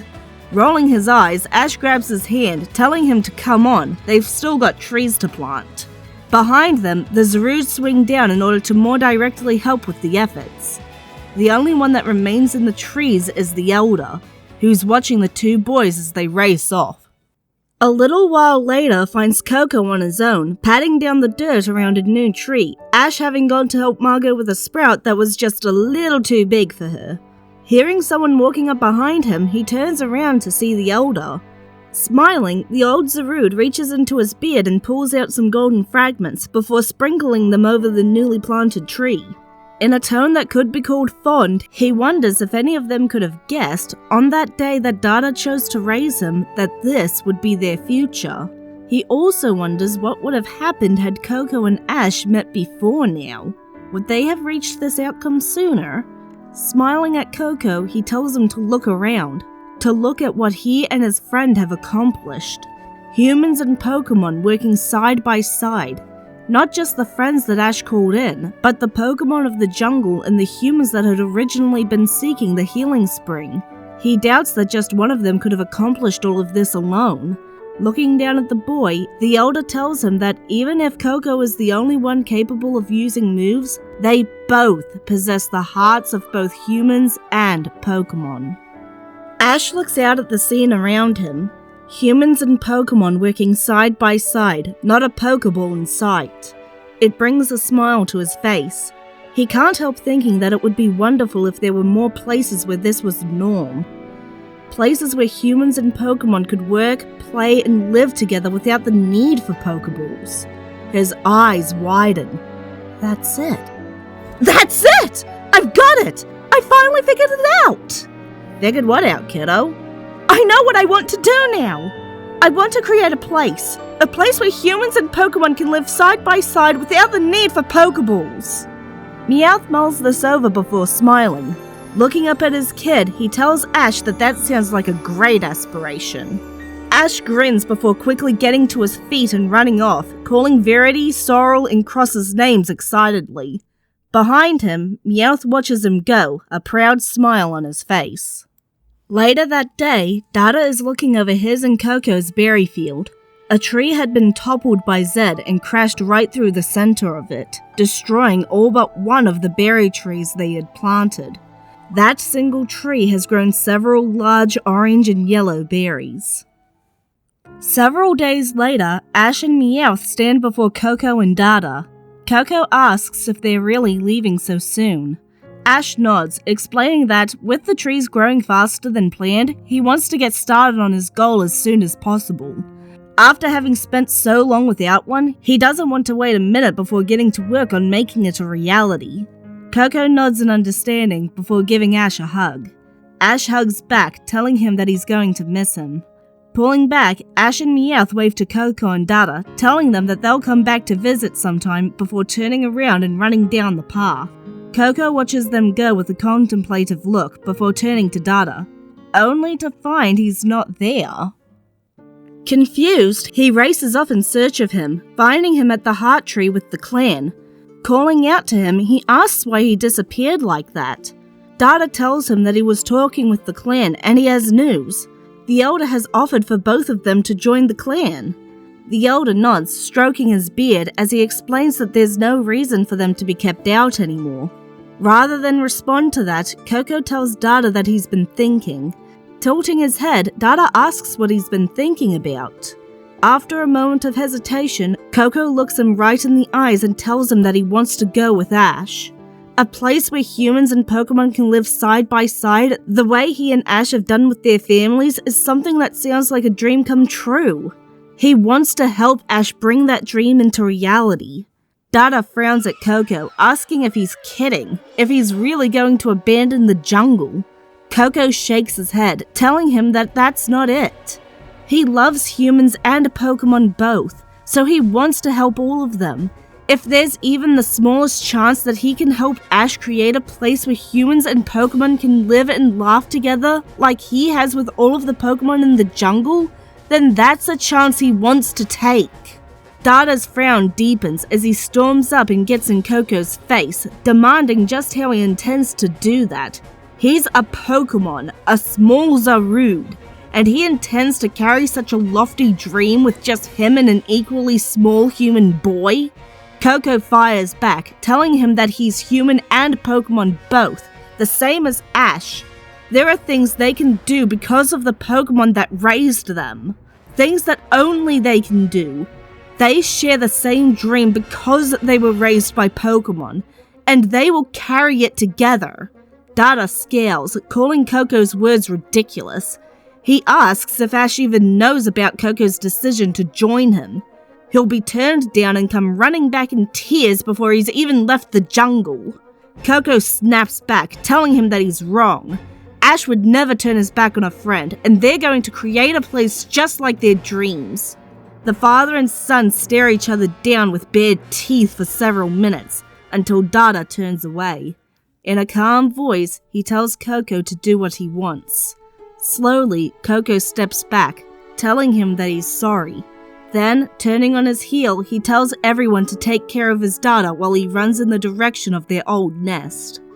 Behind him, Broad walks up to Dada, asking if this is really how he wants to leave things. With a smile, Dada nods, telling his clanmates that it's perfect. Coco is really serious about this, and now he's made it clear, not only to Dada, but also to himself. Turning to the rest of the clan, he calls out to them, telling them to spread the word that his son is heading out and to get ready.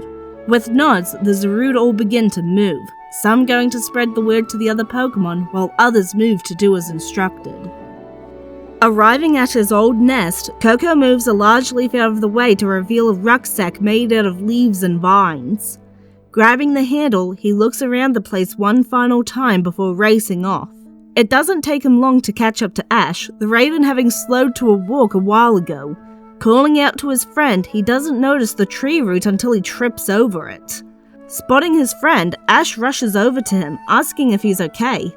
Coco nods, looking slightly embarrassed, before turning to Ash. Eyes burning with determination, he tells Ash that he's going with him.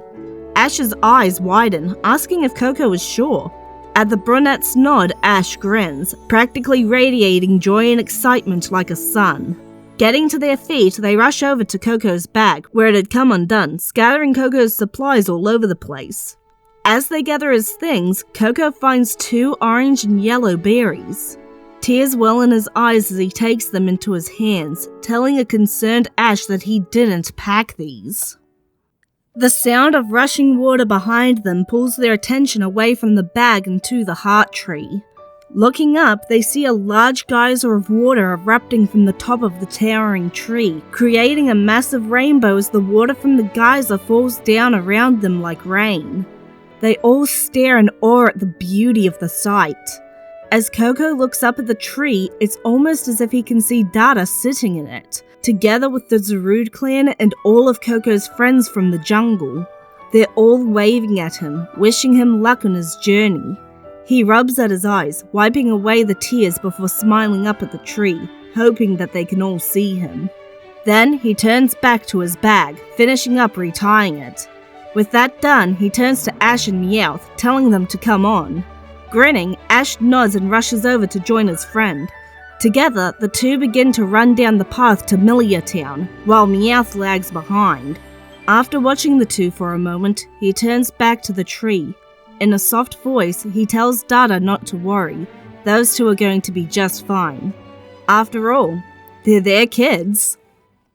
Jesse, James, and Porygon sit on the couch in front of the TV in the Pokemon Center, watching as the news reports on Dr. Zed's arrest. The announcer reports that, with the video recordings that had been sent to the police from an anonymous tip-off, the man's involvement in the deaths of Chrom and Phosphamolybdenum is all but guaranteed. The trio grin at each other, not noticing the two boys entering the center behind them and heading right to the terminals. Reaching the terminals, Ash immediately calls his mom, who answers the phone almost instantly. When he greets her, she turns to look off to the side, calling for someone to come over. Stepping onto the screen, Ash's dad greets him and Meowth, joking that he finally managed to find his way back. Ash and Meowth greet him with smiles before looking to Coco, who takes that as his cue to greet the adults with his work-in-progress human. Spotting the boy, Delia asks if this is Ash's new friend, before jokingly asking what adventure her son had to go through to earn this one. Ha. Ha. Deep in the jungle, Dada leads a group of Pokemon to the newly restored berry field outside of the nest he'd shared with Coco. He chuckles as the Pokemon rush forward to pick their fill, telling them that there's plenty to go around. His chuckles are cut off as he senses something behind him, something that he hasn't sensed in 10 years. Turning around, he comes face to face with a shiny Celebi, sitting in a tree just behind him. Giving an amused snort, he turns back to the berry field. Well, things really are looking up. And that, everyone, is the end of our story. Thank you all for 3 insane years of YouTube and for joining me on this spin-off story. I'm Rune. See you in the next story.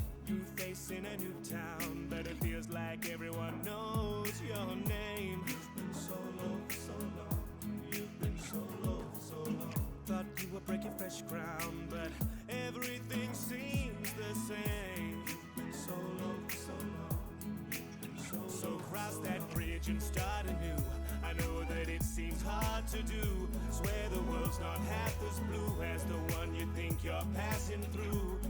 This fantasy that you fabricate is desaturated and gray, and you have to see that you can't escape it if you keep running away. You've got this power inside and it's frightening, drowned in emotion. This ocean you're siphoning, comatose down in the tide that you're hiding. You know one should be as alone as you try to be. Family trees don't need the organic, the branches you graft are as equally valid. So if your party of one's world is pallid, go plant some paladins packing a pallet. Know that you're not alone, don't gotta stay in the monochrome.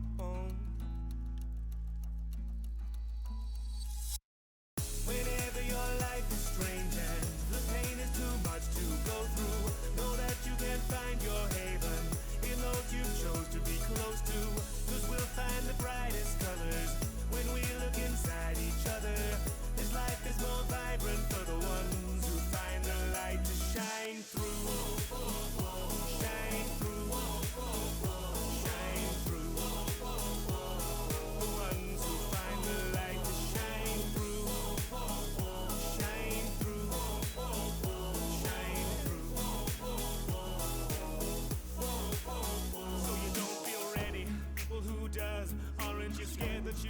wasn't enough just to make you wanna yell, oh, why the hell you agreeing with that stuff? I know your emotions just blew you away.